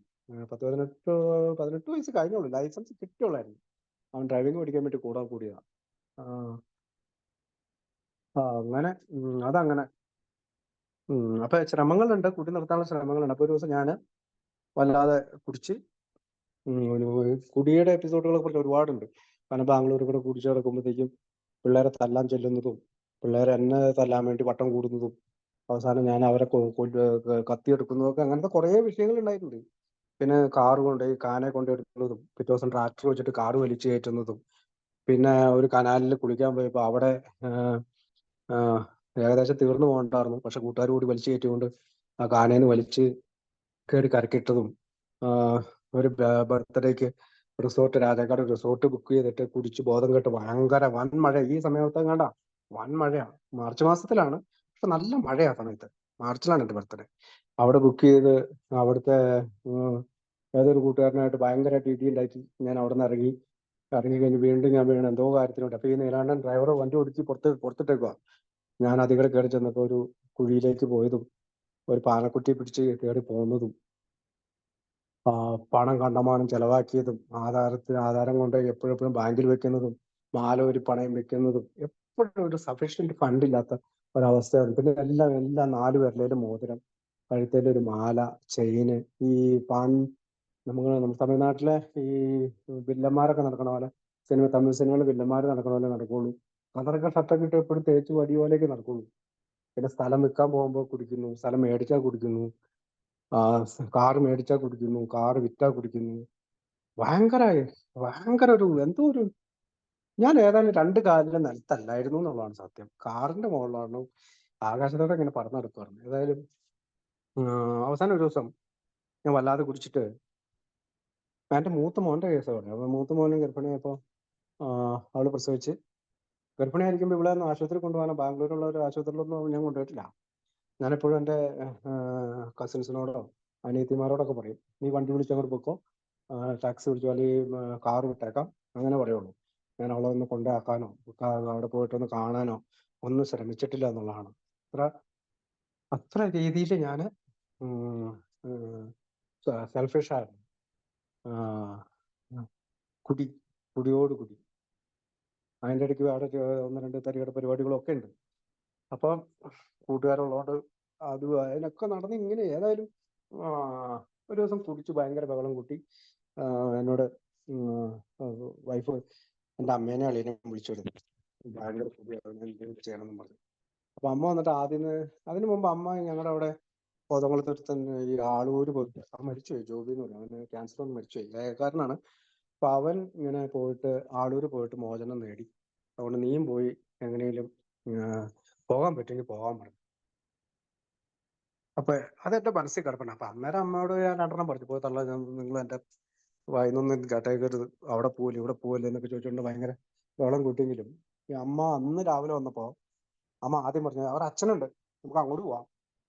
അപ്പൊ ഈ അച്ഛന്മാരും കന്യാസ്ത്രീമാരും കണ്ണെടുത്ത കാണാൻ പാടില്ല. കാരണം ഞാൻ ഈ വാട്ടർ ബോയ്സിലൊക്കെ പോകുന്നു പറഞ്ഞായിരുന്നല്ലോ. അപ്പൊ അവിടെ ഞങ്ങൾ ഈ 5 മണി വെളുപ്പിനാണല്ലോ ചെല്ലണേ. അപ്പൊ അവിടെ ഞങ്ങളുടെ ഈ റൂഫിൽ, അതായത് ഈ തിരുരൂപ വെക്കുന്ന സ്ഥലമുണ്ട്. അപ്പൊ അവിടേക്ക് ഞങ്ങളിലുള്ള അത്യാവശ്യം തടിമുടുക്കമുള്ള പിള്ളേരെയൊക്കെ വിളിച്ചുകൊണ്ട് പോയിട്ട് ഞങ്ങളുടെ കപ്പ്യാര് സെക്സിൽ ഏർപ്പെടുമായിരുന്നു. അപ്പൊ അത് അന്ന് നമുക്കറിയാം. അതോടുകൂടി പള്ളിയായിട്ടുള്ള ബന്ധം വിട്ട കപ്പേരി ഇതിനിപ്പോ പള്ളിയായിട്ട് ബന്ധപ്പെടണമെന്നൊക്കെ ചോദിക്കായിരിക്കും. പക്ഷെ പിന്നെ അതൊരു ബാഡ് എക്സ്പീരിയൻസ് ആയിട്ട് കിടക്കണമുണ്ട്. പിന്നീട് പള്ളിയിലേക്കുള്ള സംഗതി, പിന്നെ ഞങ്ങളുടെ ചുറ്റും മഠം, ഞങ്ങളുടെ വീടിന്റെ ചുറ്റും ദൂരം മഠത്തിന്റെ ഹെഡ് ഓഫീസാന്ന് പറയാം. അപ്പൊ അവിടെയുള്ള ഓരോ കാര്യങ്ങളൊക്കെ നമുക്ക് അറിയാവുന്നതുകൊണ്ട് നമുക്കത് അവരെ വിലയിരുത്തേണ്ട കാര്യമില്ല, ഞാൻ പറയുകയില്ല. അപ്പൊ ഞാൻ അതുകൊണ്ട് എന്റെ കാര്യം പറഞ്ഞാണ്, ഞാൻ അതുകൊണ്ട് പള്ളിയായിട്ടൊന്നും അധികം ബന്ധപ്പെടാനൊന്നും പോയിട്ടില്ല. പേഴ്സണൽ ബാഡ് എക്സ്പീരിയൻസ് ഉള്ളതുകൊണ്ട്. അപ്പൊ ഈ അച്ഛന്മാരെ കാണാനും പാടില്ലെന്ന് ഞാൻ പറഞ്ഞോളാം അന്നത്തെ കാലത്ത്. അത് കഴിഞ്ഞിട്ട് ഞാൻ പറഞ്ഞു, ഞാൻ ആളൂര് പൊക്കോളാം, ആളൂര് പോയിട്ട് ഞാൻ എങ്ങനെയെങ്കിലും ചികിത്സ എടുത്തോളാം എന്ന് പറഞ്ഞുകൊണ്ട് ഞാൻ വണ്ടി എടുത്ത്. അപ്പൊ എൻ്റെ വൈഫൊന്നും എന്നോടൊന്നും മിണ്ടുന്നില്ല, ഭയങ്കരമായിട്ട് പ്രശ്നമായി, നാട്ടുകാർ മുഴുവൻ കേൾക്കുന്നു, കെട്ടി അന്ന് മുതൽ നാണക്കേടാന്നൊക്കെ പറഞ്ഞിട്ട് പറയുന്നു, അതൊക്കെ ഞാൻ കേൾക്കുന്നുണ്ട്. ഏതായാലും ഞാൻ അവിടെ നിന്ന് ആളൂരെത്തി, കീ കൊടുത്തു. ഞാൻ അവിടെ 7 ദിവസത്തെ പരിശീലന ക്യാമ്പിൽ പങ്കെടുത്തു. ആദ്യമൊന്നും എനിക്കൊന്നും മനസ്സിലായി എനിക്ക് പറഞ്ഞു. പക്ഷെ അവിടെ ഞാൻ കുറെ ആളുകളെ കണ്ടു, കുടിച്ചിട്ട് വന്നിട്ട് ഭിത്തിയിൽ തലയിടിക്കുക, ബോധം കെട്ടു പോവുക, ആർക്കോ ഒരു ചലനമില്ലാതെ വരിക, ചിലര് ഒരു ദിവസം കഴിഞ്ഞിട്ട് എണീക്കുക. അങ്ങനെ കുറെ ആളുകളെ ആദ്യമായിട്ട് കണ്ടു. പിന്നീട് കുറെ ക്ലാസ്സുകൾ കേട്ടു. ജോസ് ഖാൻ എന്ന സാറ് മരിച്ചു. അപ്പൊ അയാളുടെ ഷെയറിംഗ് ഒക്കെ എന്ന് പറഞ്ഞാൽ ഭയങ്കര ഷെയറിംഗ് ആണ്. പുള്ളി KCB ഉദ്യോഗസ്ഥനായിരുന്നു, മദ്യാസക്തനായിരുന്നു. അയാളാണ് ശരിക്കും ആദ്യം എന്നെ സ്വാധീനിച്ച ഒരു ആദ്യത്തെ മദ്യാസക്തൻ എന്ന് പറഞ്ഞ ജോസ് ഖാൻ സാറാണ്. അയാളുടെ ഷെയറിങ് ഭയങ്കര ഹൃദയമുള്ളവന്റെ ഹൃദയത്തിൽ ശരിക്കും ടച്ച് ചെയ്യുന്ന രീതിയിലുള്ള ഷെയറിംഗ് ആയിരുന്നു. 3-ാമത്തെ ദിവസം അച്ഛൻ പറഞ്ഞു, ഇപ്പൊ എന്റെ വീട്ടിൽ നിന്ന് ആരെങ്കിലും വരുമെന്ന് ചോദിച്ചു. ഞാൻ പറഞ്ഞു, അറിയില്ല അച്ഛൻ പറഞ്ഞു. കാരണം പെണ്ണുമ്പിള്ള വരുമെന്ന് വലിയ പ്രതീക്ഷയൊന്നുമില്ല. പക്ഷെ അവിടെ ഞാൻ നമ്പർ കൊടുത്തു. അപ്പൊ വൈഫിനെ വിളിച്ചു. അപ്പൊ എല്ലാവരും ബുധനാഴ്ച രാവിലെയാണ് വരേണ്ട ദിവസം. ബുധനാഴ്ചയാണോ വ്യാഴാഴ്ചയാണോ? അപ്പൊ വരേണ്ട ദിവസം ഞാനിങ്ങനെ കാത്തിരിക്കുക. എല്ലാവരും ജെല്ലാക്കടെ നോക്കിയിരിപ്പുണ്ട്. അപ്പൊ ഇതൊരു കുന്നുമോളിലായി ഈ ആളൂർ എന്ന സ്ഥലം. അപ്പൊ താഴത്തുനിന്ന് ഇങ്ങനെ എൻ്റെ അമ്മ ദേവനും ചിലരുടെ ഭാര്യമാരൊക്കെ പിരിഞ്ഞു പോയിരിക്കുക. അപ്പൊ അവര് പ്രതീക്ഷയോടെ നോക്കി നിൽക്കുക. ഞാനും നോക്കി നിൽക്കുന്നുണ്ട്. അന്നേരം എൻ്റെ വൈഫിനെ കണ്ട്. അത് ബസ്സിന് കയറി അവിടെ വന്ന് അവിടെ നിന്ന് താഴേക്ക് ഇങ്ങനെ നടന്നു വരിക. ഞാനിങ്ങനെ 2 ജനലേക്കടെയും കണ്ണിയെ നോക്കി. എൻ്റെ ജീവിതത്തിൽ ഒരിക്കലും സഹിക്കില്ലാത്തൊരു ഇൻസിഡന്റ്. കാരണം ഞാൻ അതുപോലെ അവളെ അവിടെ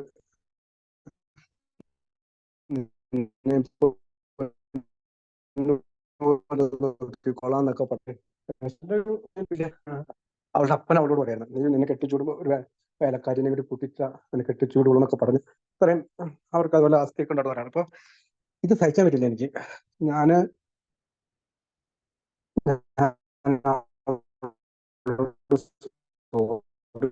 പറഞ്ഞു, അവളോട് സോറി ഞാൻ അങ്ങനെ അങ്ങോട്ടും ഇങ്ങോട്ടും അവിടുത്തെ ഒരു രീതി അങ്ങനെ അങ്ങോട്ടും ഇങ്ങോട്ടും പരസ്പരം സോറിയൊക്കെ പറയിപ്പിക്കും.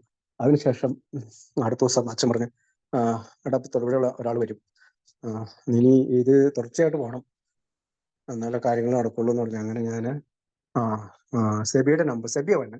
സെബി അന്നൊരു കതറൊക്കെ കെട്ടി ചുള്ളനായിട്ടാണ് വന്നെ. സേവൊക്കെ ചെയ്ത് സെബി സാറ് വന്ന് സെബി സാറിനോട് എന്നോട് പറഞ്ഞു, അച്ഛൻ പറഞ്ഞു, ഇതാ സെബി, ഇവൻ ഇവിടെ തൊടുപുഴ ഉള്ളതാ, ഇവനെ നോക്കണേ എന്നൊക്കെ പറഞ്ഞു. അപ്പൊ കയ്യിലേൽപ്പിക്കുകയാണ്.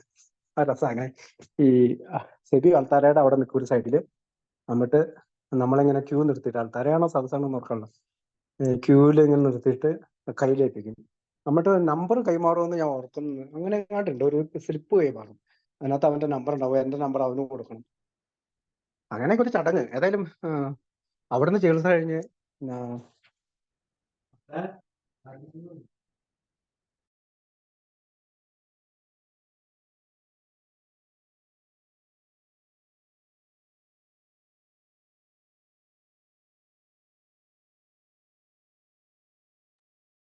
ചേട്ടാ മൈക്ക് ഓഫായി പോയി കേട്ടോ. ചേട്ടാ എന്റെ ഒരു ഫ്രണ്ടും എന്റെ റിലേറ്റീവ്സും വന്നത്, അതുകൊണ്ടാ. ഓക്കെ.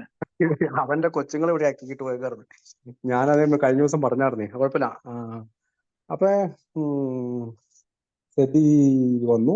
സെബി തന്നെ ഞാൻ 4:30, അതായത് മറ്റേ ഇവിടെ ഉണ്ടല്ലോ നമ്മുടെ വിസ്ഡം ഗ്രൂപ്പ് എന്നല്ല, വിസ്ഡം ഗ്രൂപ്പ് ഉണ്ട്, അവിടെ ഞാനും ചെന്നു കഴിഞ്ഞിട്ട് 4:30 ഞാൻ ആ മീറ്റിങ്ങിന്റെ വർക്ക് നിന്നു. സെബി വന്നു. സെബി ഞാൻ കൂടി സെബി പറഞ്ഞ കുർബാന കൂടിയിട്ട് നമുക്ക് പാട്ടെന്ന് പറഞ്ഞു. ഞങ്ങൾ കുർബാന കൂടി, നമുക്ക് മസാരിക്കൊക്കെ ചെയ്ത് കുർബാന കൂടി, ഞാൻ മീറ്റിംഗും കൂടി, ഞങ്ങൾ ചായ തന്നു. അവിടെ ഒരു പ്രത്യേക അന്തരീക്ഷമാണ്. കാരണം എല്ലാവരും കതറിട്ട് നിൽക്കുന്നു, നന്നായിട്ട് ഷേവ് ചെയ്തിരിക്കുന്നു, മുടിയൊക്കെ കറുപ്പിച്ച് നല്ല അടിപ്പറായിട്ട് എല്ലാവരും ഇരിക്കണം. എല്ലാവരും നന്നായിട്ട് ഷെയർ ചെയ്ത്. അപ്പൊ അന്ന് എനിക്കൊരു ക്രിമിനൽ കേസിൽ, പണ്ടത്തെ ക്രിമിനൽ കേസിൽ പ്രതി ചെയ്തുകൊണ്ട് എനിക്ക് പാസ്പോർട്ട് കിട്ടിയില്ലായിരുന്നു. അത് കഴിഞ്ഞിട്ട് എനിക്ക് ഞാൻ മീറ്റിങ്ങിൽ ഇങ്ങനെ ഞാൻ ഷെയർ ചെയ്തുകൊണ്ട് ഇതിപ്പോ അത് കഴിഞ്ഞിട്ട് ഒരു ചേട്ടൻ 10-13 വർഷം ഉണ്ടെന്ന് തോന്നുന്നു, അയാൾ പറഞ്ഞു ഞാൻ 18 കേസിൽ പ്രതിയാന്ന് പറഞ്ഞു. അയാളുടെ വയറ് കാണിച്ചു തന്നു.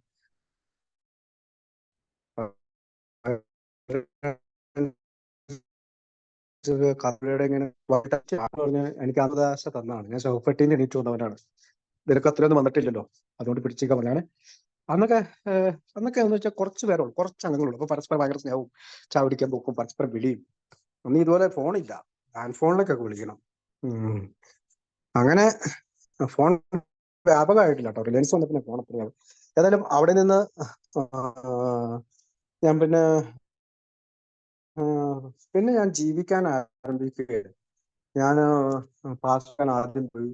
അതിന് ഞാൻ പാസ്പോർട്ട് ഓഫീസിലേക്ക് പാസ്പോർട്ട് ഓഫീസിൽ അവർ പറഞ്ഞു, നീ ആ ജഡ്ജ്മെന്റിന്റെ കോപ്പി അങ്ങ് മേടിച്ചോണ്ട് പോവാ, എന്നിട്ട് ജഡ്ജ്മെന്റിന്റെ കോപ്പി കിട്ടിക്കഴിയുമ്പോൾ നിനക്ക് ഞാൻ പാസ്പോർട്ട് തരാമെന്ന് പറഞ്ഞു. അതൊരു ബ്രാഹ്മിൺ സ്ത്രീയായിരുന്നു, ഒരു നല്ലൊരു സ്ത്രീ. അവര് അതിന് സാധാരണ അവരെങ്ങനെ ക്യൂ നിന്നിട്ട്, നമുക്കറിയാലോ പാസ്പോർട്ട് ഓഫീസിൽ ക്യൂ നിന്നിട്ട് കുറെ ചടങ്ങാണ് അവിടെ. പക്ഷെ ഞാൻ ആ ഓഫീസിൽ കയറിയപ്പോൾ അവരെന്നെ ഓഫീസിന്റെ ഇൻസൈറ്റിലേക്ക് വരാണ്ട് അനുവദിച്ചു. ഞാൻ രണ്ടാമത് ജഡ്ജ്മെന്റ് ആയിട്ട് ചെന്നപ്പോൾ അവരോട് പറഞ്ഞു ഇങ്ങനെ ഞാൻ കൊടുത്തിരുന്നത്. പക്ഷെ വളരെ പെട്ടെന്ന് എനിക്ക് പാസ്പോർട്ട് കിട്ടി. അങ്ങനെ ഞാൻ UK വിസ എടുത്ത് വരികയാണ്. അങ്ങനെ ഞാൻ UK വന്നു. ആദ്യം ഒരു കടയിലാണ് പോയിരുന്നത്. അയാള് മാഞ്ചസ്റ്റർ എന്ന സ്ഥലത്തെ കടയിൽ, ഇപ്പൊ നമ്മുടെ നിർമ്മാണമാണ്, അവിടെ പോയി നിന്നു. അയാളെ പൈസ ഒക്കെ തരച്ചിട്ട് മടിയൊക്കെ ആയിരുന്നു, എന്നാലും എനിക്ക് പൈസ കിട്ടി. അവിടെ നിന്ന് ഞാൻ പിന്നെ എൻ്റെ പെങ്ങളുടെ അടുത്തേക്ക് പോകണം. പെങ്ങളുടെ അടുത്ത് പോയി കഴിഞ്ഞപ്പോ കുറച്ച് കഴിഞ്ഞപ്പോഴത്തേക്കും അളിയ നല്ല അടിയാ. അടിയെ മാത്രല്ല, അളിയനെ ഞാൻ അടിക്കണം, നിർബന്ധം. ഏതായാലും ആ നമ്മൾ ചെറിയ ഗ്രൂപ്പ് ആയതുകൊണ്ടാണ് നമ്മൾ, അല്ലെങ്കിൽ ഞാൻ കസിനൊക്കെ പറയുള്ളൂ. കാരണം അവരെ അപമാനിച്ച ഞാൻ കുടിക്കാനായിട്ടുള്ള അവരുടെ പ്രേരണയൊക്കെ ഇങ്ങനെ ഉണ്ട്, നല്ല പ്രേരണയുണ്ട്. കാരണം നമുക്കറിയാം 2-3 മാസം ആയിട്ടുള്ളൂ നമ്മള് നാട്ടിൽ നിന്ന് പോയിട്ട്. അതായത് ഓഗസ്റ്റിൽ വരുന്നു, ഞാൻ സെപ്റ്റംബർ, ഒക്ടോബർ, നവംബർ, ഡിസംബർ ആയപ്പോൾ ഞാൻ UK എത്തി. 3 മാസം ഒരു വളർച്ചയുള്ളൂ. അതുപോലെ ആഴ്ചയിൽ ഒരു മീറ്റിംഗേ ഉള്ളൂ. ഇതുപോലെ എന്നാന്ന് പോലും അറിയത്തില്ല. ഞാൻ വിചാരിച്ചോണ്ടിരിക്കുന്ന ആളൂരിന്റെ പരിപാടി എന്നുള്ള രീതിയിലേക്ക് അന്നത്തെ ചിന്ത. ഏതായാലും ഞാൻ വിൻസെന്റ് എന്ന് പറഞ്ഞ ഞങ്ങളുടെ അവിടുത്തെ കൗൺസിലർ വിളിച്ചപ്പോൾ ഞാൻ പറഞ്ഞു, സാർ ഇങ്ങനെ ഭയങ്കര പ്രേരണ, എനിക്ക് എന്നാ ചെയ്യേണ്ടതെന്ന് വെച്ചാൽ, എടാ നീ എന്തിനാ പേടിക്കണം, നീ ഗൂഗിൾ ചെയ്യും, നിനക്ക് എല്ലാം അവിടുത്തെ ഉണ്ട്. അങ്ങനെ ഞാൻ ആൽക്കോളിക്സ് അനോണിമസിന്റെ അഡ്രസ്സിന് വേണ്ടിയിട്ട് ഞാൻ ഗൂഗിൾ ചെയ്തു. അങ്ങനെ എനിക്ക് അവിടുത്തെ ബെൽഫാസ്റ്റിലൊരു നമ്പർ കിട്ടി. ഞാൻ അവിടെ ബെൽഫാസ്റ്റിൽ നമ്പർ വിളിച്ച്, പിന്നെ അവരെനിക്ക് ബാങ്കറിൽ അഡ്രസ്സ് തന്നപ്പോഴത്തേക്ക് എനിക്ക് അതുവരെ ഉള്ള എക്സ്പീരിയൻസ് നോർത്തേൺ അയർലൻഡിലായതുകൊണ്ട് തന്നെ അവിടെ എനിക്ക് ഈ ഒരു വർഗീയ മറ്റേ റേസിസം ഉണ്ടല്ലോ, ഈ ആളുകളെ കാണുമ്പോൾ, നമ്മുടെ നിറം കാണുമ്പോഴൊക്കെ ഉള്ള ഇച്ചിരി അധികമുള്ള സ്ഥലമാണ്. UK യിലുള്ളവർക്കൊക്കെ അറിയാം. അപ്പൊ ഏതായാലും ഞാൻ പേടിച്ചിട്ടൊക്കെ അവിടെ ചെല്ലണേ.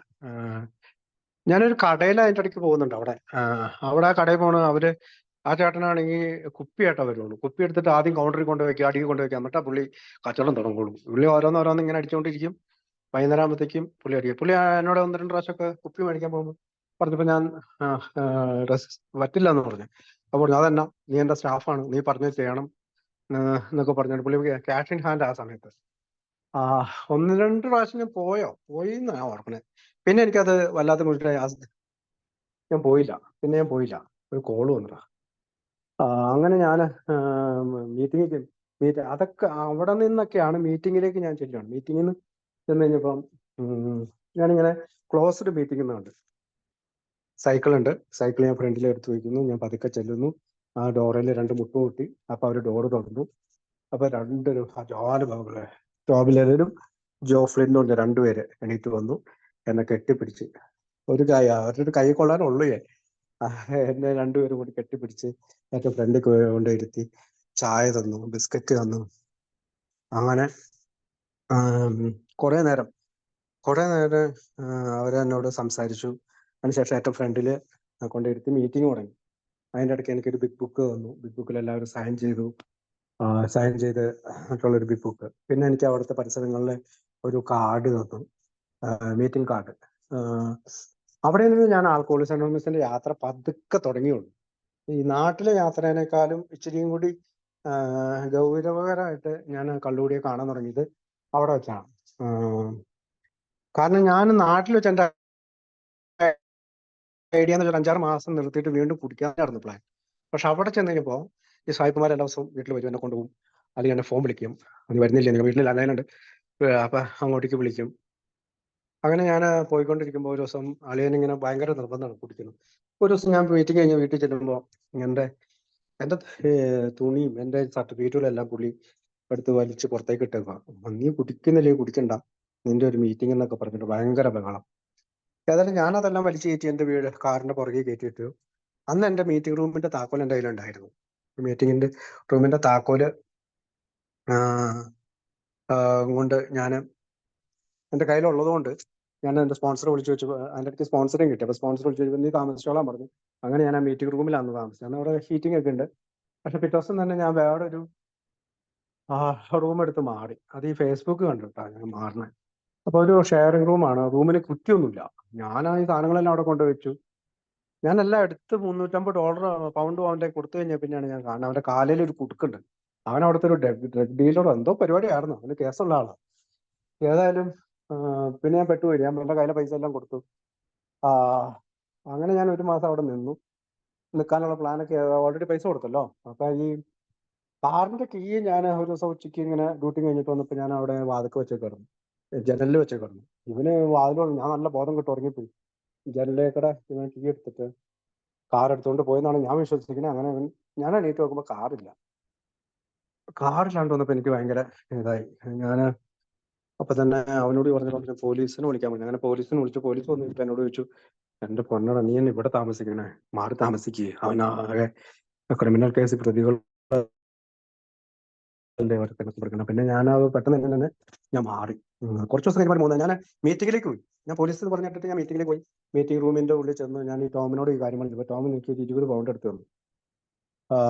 20 പൗണ്ട് എടുത്തുകൊണ്ടാ, നീ ഇതും കൊണ്ട് ജോലിക്ക് പോക്കോ, 2 ദിവസം ടാക്സി വിളിച്ച് പോക്കോ, അല്ലെങ്കിൽ നടന്നു പോക്കോ. അത് കഴിഞ്ഞിട്ട് നീ ഡ്യൂട്ടി കഴിഞ്ഞിട്ട് വരുമ്പോൾ വീട് വരെ വരാൻ പറഞ്ഞു.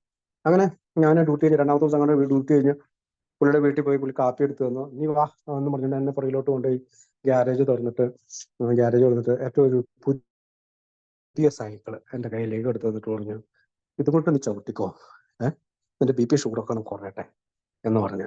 അങ്ങനെ ഞാൻ ആ സൈക്കിളിലായി പിന്നെ എൻ്റെ യാത്രകൾ. പിന്നെ അയാൾ എന്നെ വിളിക്കും, മീറ്റിങ്ങിനൊക്കെ പോകാൻ വിളിക്കും.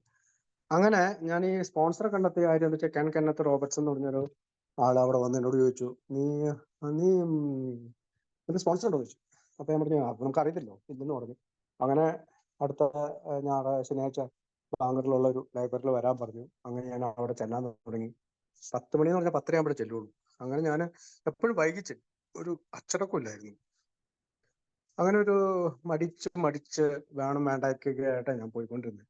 അങ്ങനെ ഒരു ദിവസം ഒരു ശനിയാഴ്ച ഞാൻ 2 കൽപ്പിച്ചില്ല എന്ന് പറഞ്ഞു, ഞാൻ വരുന്നില്ലെന്ന് പറഞ്ഞു. ഞാൻ ചുമ്മാ ഇങ്ങനെ അവിടെ ഒരു ബീച്ചിലേക്ക് ചുമ്മാ നടന്നുകൊണ്ടിരിക്കുമ്പോൾ ഞാൻ ഇയാളുടെ കാറും ഇയാൾ അവിടെ ഏറ്റവും ഫ്രണ്ടിലിരുന്ന് ബിഗ് ബുക്ക് വായിക്കുന്നതും പുറകിൽ കുറേ പാത്രങ്ങള് തുണികള് ഇതൊക്കെ ഇരിക്കുന്നതൊക്കെ ഞാൻ കണ്ടു. അപ്പൊ ഞാൻ ഇയാളെ പറ്റി അന്വേഷിച്ച്. അപ്പാണ് ആരാണ്, അയാൾക്ക് സ്വന്തമായിട്ടൊരു വീടുണ്ടായിരുന്നില്ല. അയാളുടെ വീട് ഇങ്ങനെ വാടകയ്ക്ക് കൊടുത്തിട്ട് അയാൾ എന്ത് കേസിൽ പെട്ടിരിക്കുകയാണ്. രണ്ടാമത് അയാൾക്കൊരു ജോലിയില്ല. ഗവൺമെന്റിൽ നിന്ന് കിട്ടുന്ന തുച്ഛമായ വരുമാനത്തിനാണ് അയാൾ ജീവിക്കുന്നത്. മൂന്നാമത് അയാൾ വരുന്നത് ഈ പറയുന്ന സ്ഥലത്ത് ഒരു 10 പൗണ്ടൊക്കെ ടിക്കറ്റ് ഒക്കെ എടുത്തിട്ടാണ് വന്നെ ട്രെയിൻ വരുന്നത്. അപ്പോഴാണ് എനിക്ക് തോന്നിയത്, ഇയാളെല്ലാ ശനിയാഴ്ചയും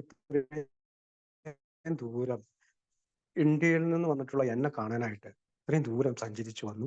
ഒരിക്കൽ പോലും ടിക്കറ്റ് വെച്ചില്ല, ഒരിക്കൽ പോലും ഒരു കാപ്പി മേടിച്ചു തരാൻ പറഞ്ഞില്ല, ചായ മേടിച്ചു തരാൻ പറഞ്ഞില്ല. അങ്ങനെ ഞാൻ 2ാമത്തെ 3ാമത്തെ സെഷന് ശേഷം ഞാനൊരു ദിവസം ഇങ്ങനെ കാറിന് ഇങ്ങനെ തിരിച്ചു വരുമ്പോൾ,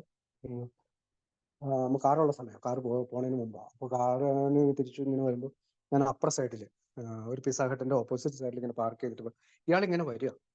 ഇയാളിങ്ങനെ വന്നിട്ട് അവിടെ ഒരു പിസ്സ ഹട്ടിൽ കയറി അവിടുത്തെ മാനേജറോട് എന്തോ ചോദിച്ചിട്ട് പെട്ടെന്ന് തന്നെ ഇയാള് പിസ്സ പൊതിഞ്ഞ് ടേബിളിൽ ഇരിക്കുന്ന ലെഫ്റ്റ് ഓവർ ആയിട്ടുള്ള പിസ്സ പൊതിഞ്ഞിട്ട് ഇയാൾ ഇറങ്ങി പോണേ ഞാൻ കണ്ടു. അവിടെ ഇങ്ങനെ 2 പട്ടീനെയൊക്കെ തലോടിയൊക്കെ പോകുന്നുണ്ട്. അപ്പൊ എനിക്ക് മനസ്സിലായി അയാൾക്ക് വിശക്കുണ്ടായിരുന്നു. ചിലപ്പോൾ അയാൾക്ക് പൈസ ഉണ്ടാവുന്നില്ലായിരിക്കാം. അയാൾക്ക് വിശക്കുന്നുണ്ടായിരുന്നു. അയാൾ എന്നോട് ഒരിക്കൽ പോലും അയാള് ഭക്ഷണം മേടിച്ചു തരാൻ പറഞ്ഞില്ല. അയാളുടെ കയ്യിൽ പണം ഇല്ലെങ്കിൽ പോലും ടിക്കറ്റ് ഒപ്പിച്ച് അയാൾ എൻ്റെ അടുത്ത് വന്നു. ഇത് എൻ്റെ മനസ്സിനെ വല്ലാതെ പിടിച്ചു കുലുക്കി. പിന്നീട് ഞാൻ അയാള് പറയുമ്പോഴൊക്കെ കൃത്യസമയത്ത് ചെല്ലാൻ തുടങ്ങി.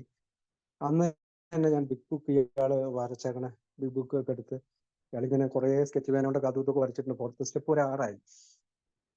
അങ്ങനെ 4th സ്റ്റെപ്പ് എഴുതാൻ വേണ്ടിയിട്ട് തൊട്ട് മുമ്പാണ് ഇതൊക്കെ. അപ്പൊ ഞാൻ വെള്ള പേപ്പറും കുറെ സ്കെച്ച് പേനയും ഫിയറും സെക്സും ദ്രോഹിച്ചവരുടെ ലിസ്റ്റും ഒക്കെ പുള്ളി ഇങ്ങനെ പറയുന്നുണ്ട്. അതിൽ ഞാൻ അന്ന് ബിഗ് ബുക്ക് എടുത്ത് വായന തുടങ്ങി. അതില് അന്നാണ് ശരിക്കും ബിഗ് ബുക്ക് ഞാൻ അയാൾ വായിച്ചേക്കണ കാര്യങ്ങള് ആദ്യത്തെ ഭാഗത്ത് ഡിസിപ്ലിൻ എന്നാണ്. ഒരു സെക്കൻഡ്.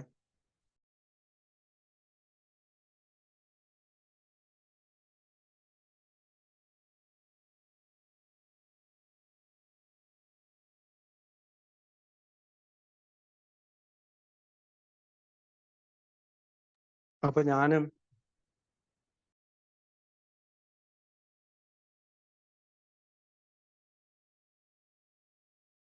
സോറി കേട്ടോ, അതിൻ്റെ ഇടയ്ക്ക് ഒരു കോളും പിള്ളേരും വന്നേ, ഞാൻ വീട്ടിലാ. അപ്പൊ ഇയാള് ഈ കാണിച്ച ഒരു സ്നേഹം ഉണ്ടല്ലോ, അതെന്നെ വല്ലാതെ പിടിച്ചു വലിക്ക്. ഞാൻ ഇയാളുടെ ആദ്യം എഴുതിയ വാക്ക് ഡിസിപ്ലിൻ, അച്ചടക്കം. നമ്മൾ അച്ചടക്ക രാഹിത്യമുള്ളവരായിരുന്നു, നമ്മൾ അച്ചടക്കത്തിലേക്ക് ഇനി എത്തണം എന്നുള്ള രീതിയിൽ ബിഗ് ബുക്കിൽ പറയുന്നുണ്ട്. 5ാം പടിയിലാണെന്ന് എനിക്ക് തോന്നുന്നത്. ഏതായാലും അതെന്നെ പയ്യെ പുള്ളിയോട് അടുപ്പിച്ചു. സ്ഥിരമായി മീറ്റിങ്ങിൽ പോകാൻ തുടങ്ങി. അങ്ങനെ ഒരു ദിവസം ഞാൻ കെയർ ഹോമിൽ ഇങ്ങനെ വർക്ക് ചെയ്തുകൊണ്ടിരിക്കുമ്പോൾ എൻ്റെ കയ്യിൽ നിന്നൊരു അമ്മാമ്മ താഴെ പോയി. താഴെ പോയപ്പോ അതോടൊപ്പം എന്റെ പണിയും പോയി വെച്ചാൽ 6 മാസത്തേക്ക് സസ്പെൻഷൻ. അവിടുത്തെ ഫാമിലി അവരെ കംപ്ലൈന്റ് ചെയ്തു. അവരുടെ തല പൊട്ടിയെന്ന് വെച്ചാൽ ഒരു കമ്പിയുടെ മൂല കൊണ്ടിട്ട് അവരുടെ തല ഇങ്ങനെ പയ്യോ മടങ്ങിപ്പോയി. ആൾ മരിച്ചില്ല എന്നുള്ള എന്റെ ഭാഗ്യത്തിന്. ഏതായാലും ഒരുപാട് രക്തമൊക്കെ വന്നു. ഞാൻ നേഴ്സിനെ വിളിച്ചു. അപ്പൊ അവർ അന്നേരം തന്നെ മലയാളി നേഴ്സ്, അവളാണെങ്കിൽ നമ്മളെ കുറ്റം പറയാ. നീ എന്നെ വിളിക്കാൻ പാടില്ലായിരുന്നു, ഒരു വാക്ക് പറഞ്ഞായിരുന്നെങ്കിൽ ഞാൻ വരില്ല എന്നൊക്കെ ചോദിച്ചിട്ട് ഭയങ്കര നമ്പറൊക്കെ അടിക്കുന്നുണ്ട്. ഏതായാലും നമ്മുടെ പണി പോയെന്നുള്ളു. അപ്പൊ ഞാൻ പേടിച്ചു, കാരണം ഞാൻ ആദ്യമായിട്ടാണ് അങ്ങനെ പണി പോണത്. അതായത് UK വെച്ചിട്ട് അങ്ങനെ പണി പോയത് കൊണ്ട് ഒരു 5-6 മാസം ഞാൻ സ്പോൺസർ വിളിച്ചിട്ടോ ചാടി ഈ രാത്രി എന്നെ വിളിക്കണേ വെച്ചു. അപ്പൊ ഞാൻ പറഞ്ഞു ഇങ്ങനെ സംഭവം. ഞാനിപ്പോ എന്നാ ചെയ്യണേ എന്നൊക്കെ ചോദിക്കുന്നുണ്ട് പുള്ളി. നാളെ രാവിലെ എന്നെ കാണാൻ പോകുമെന്ന് പറഞ്ഞ് 8 മണിയായപ്പോ പുള്ളിനെ കാണാൻ പോകുന്നുണ്ട്. പിന്നീട് ഞാനൊരു യാത്രയാണ്. ആൽക്കോളിക് അനോണിമസിന്റെ ഉച്ചക്കത്തെ മീറ്റിംഗ്, വൈകുന്നേരത്തെ മീറ്റിംഗ്, അങ്ങനെ നിരന്തരമായിട്ടുള്ള യാത്രകൾ. എന്നോടൊരു കാര്യം പറഞ്ഞു പുള്ളി. ഷിബു എന്ന് പറയുന്ന പഴയ ഷിബുവിനെ നീ കളയണം. അത് നീ കയ്യിൽ വെച്ചുകൊണ്ട് ഇരിക്കരുത്. എന്നിട്ട് നീ വർത്താനം പറഞ്ഞിട്ട് കാര്യമില്ല. ഇങ്ങനെ വർത്താനം പറഞ്ഞുകൊണ്ടിരിക്കാനൊക്കെ എല്ലാവർക്കും പറ്റും. പക്ഷെ മറ്റുള്ളവരെ നീ കാണിച്ചു കൊടുക്കണം. അവര് പറയണത് ഷിബു എന്ന് പറഞ്ഞ ആള് മാറിയിട്ടോ അങ്ങനെ പറയണം. അതേ രീതിയിൽ അതുകൊണ്ടാ പറഞ്ഞ don't speak it, show it എന്ന് പറഞ്ഞു. അങ്ങനെ നിരന്തരമായിട്ടുള്ള ഒരു സഞ്ചാരത്തിലൂടെ ആൽക്കോളിക്സ് അനോണിമസിന്റെ ഉള്ളിലായി. നാട്ടില് ഞാൻ പിന്നീട് തിരിച്ചു വന്നു കഴിഞ്ഞപ്പോൾ ഒരു ഗ്രൂപ്പിൽ സെക്രട്ടറി ആയി. അവിടുത്തെ ഇന്റർ ഗ്രൂപ്പിന്റെ സെബി കഴിഞ്ഞിട്ട് ജോജോ കഴിഞ്ഞിട്ടാന്ന് തോന്നുന്നു ഞങ്ങൾ അതിനകത്ത് രസമുണ്ട്. കാരണം സെബി ജോജോനെ സെബിയാണ്. ജോജോ ഇന്റർ ഗ്രൂപ്പ് ചെയർമാനായി, സെബി ഇന്റർ ഗ്രൂപ്പ് ചെയർമാനായി, ഞാൻ ഇന്റർ ഗ്രൂപ്പ് ചെയർമാനായി. ഞങ്ങൾ പരസ്പരം അങ്ങനെ കൈകൊടുത്ത് 3 പേരും ആയി എന്നുള്ളതാണ്. അത് രസകരമായിട്ട് പലപ്പോഴും തോന്നാറുണ്ട്. അതുകൂടാതെ ഡെലിഗേറ്റ് ആയിട്ട് ഞാൻ പോയി മുംബൈയിൽ. കാരണം ഹിന്ദി ഇംഗ്ലീഷൊക്കെ അത്യാവശ്യം അറിയാവുന്നതുകൊണ്ട് എന്നെ ഡെലിഗേറ്റ് ആയിട്ട് വിട്ടു. അങ്ങനെ ഞാൻ അവിടെ 2 വർഷം ഡെലിഗേറ്റ് ആയി പോയി. അതിനുശേഷമാണ് ഞാൻ കാനഡയ്ക്ക് വന്ന വെരി ഫസ്റ്റ് ഡേ ഞാൻ ബാഗ് കൊണ്ട് എൻ്റെ അനിയത്തിമാരുടെ സ്ഥലത്തേക്ക് ആദ്യം എന്നെ വീട്ടിലേക്ക് വന്നു. അവിടെ കൊണ്ട് വെച്ചു. ഞാൻ അപ്പൊ തന്നെ ഗൂഗിളിൽ സെർച്ച് ചെയ്ത് അടുത്തൊരു മീറ്റിംഗ് ഉണ്ട്. ഞാൻ നടന്നു. കുറച്ചധികം നടക്കണമായിരുന്നു, പക്ഷെ ഞാൻ നടന്നു. കാരണം UK ഞാൻ നാട്ടിൽ ചെല്ലുമ്പോഴും മീറ്റിങ്ങിന് പോകുമായിരുന്നു. വെരി ഫസ്റ്റ് ഡേ മീറ്റിങ്ങിന് പോകുന്നു. ഫ്ലൈറ്റിൽ ടയർഡ്നെസ് ഒന്നും നോക്കാണ്ട് തന്നെ മീറ്റിങ്ങിന് പോകണമായിരുന്നു. കാരണം മീറ്റിംഗ് ആണ് എൻ്റെ ജീവിതത്തെ മാറ്റി മറിച്ചത്. പണ്ട് ഭാര്യ പറയായിരുന്നു, ഒരു കുപ്പി കണ്ടു കഴിഞ്ഞാൽ മറിഞ്ഞു വീഴുമെന്ന്. ഒരു കുപ്പി കണ്ടു കഴിഞ്ഞാൽ മതി, അവനങ്ങ് മറിഞ്ഞു വീണമെന്ന് പറയും. അവിടെ നിന്ന് ഉള്ള 1 day at a time, ഒരു ദിവസത്തേക്കാണ്. അത് ഭയങ്കര രസമാണ്. കാരണം വെച്ചാൽ ആർക്കും ഇമാജിൻ ചെയ്യാൻ കഴിയില്ല ഇന്നൊരു ദിവസത്തേക്ക് ജീവിക്കാൻ ആർക്കെങ്കിലും പറ്റുമോ. ആ കാലത്ത് ഞാനൊക്കെ ആണെങ്കിൽ 1000 വർഷത്തേക്ക് ജീവിക്കണം എന്നുള്ള പ്ലാനും പദ്ധതിയായിട്ടാണ്. പക്ഷെ ഇന്നൊരു ദിവസത്തേക്ക് ഇറ്റ് ഷാൽ ടു പാസ്. എന്തെങ്കിലും പ്രശ്നം ഉണ്ടായത് കടന്നു പോകും, പേടിക്കേണ്ട കാര്യമില്ല. കാരണം ആ കാറ് പോയപ്പോൾ ഞാൻ കുടിച്ചായിരുന്നെങ്കിലോ, ആ ജോലി പോയപ്പോൾ ഞാൻ കുടിച്ചായിരുന്നെങ്കിലോ, ഇന്ന് നിങ്ങളോട് സംസാരിക്കാൻ ഷിബു ഉണ്ടാവില്ലായിരുന്നു. കാരണം 32ാമത്തെ വയസ്സിൽ ഞാൻ എത്തുന്നതിന് തൊട്ട് മുമ്പ് ആത്മഹത്യ ചെയ്താലോ എന്ന് പല രാത്രികളും ചിന്തിച്ച് പേടിച്ചിട്ട് എൻ്റെ അനിയന്റെ ഇളയപ്പൻ്റെ മോനുണ്ട് അവിടെ, അവനെ വിളിച്ചിട്ട് ഞാൻ പറയും, എടാ എനിക്ക് ചാകാൻ തോന്നുന്നു, നീ വേഗം വരാൻ പറയും. കാരണം ആ ഫ്ലാറ്റിൽ നിന്നൊക്കെ എടുത്ത് ചാടിയ ഇപ്പൊ തോന്നുന്നു TV വലിച്ചെറിയുന്നു. വളരെ മോശകരമായിട്ടുള്ളൊരു ലൈഫായിരുന്നു എൻ്റേത്. എല്ലാം പറയാനൊക്കെ സമയമില്ല. അതുകൊണ്ട് ഇനി സമയം കഴിഞ്ഞില്ലേ?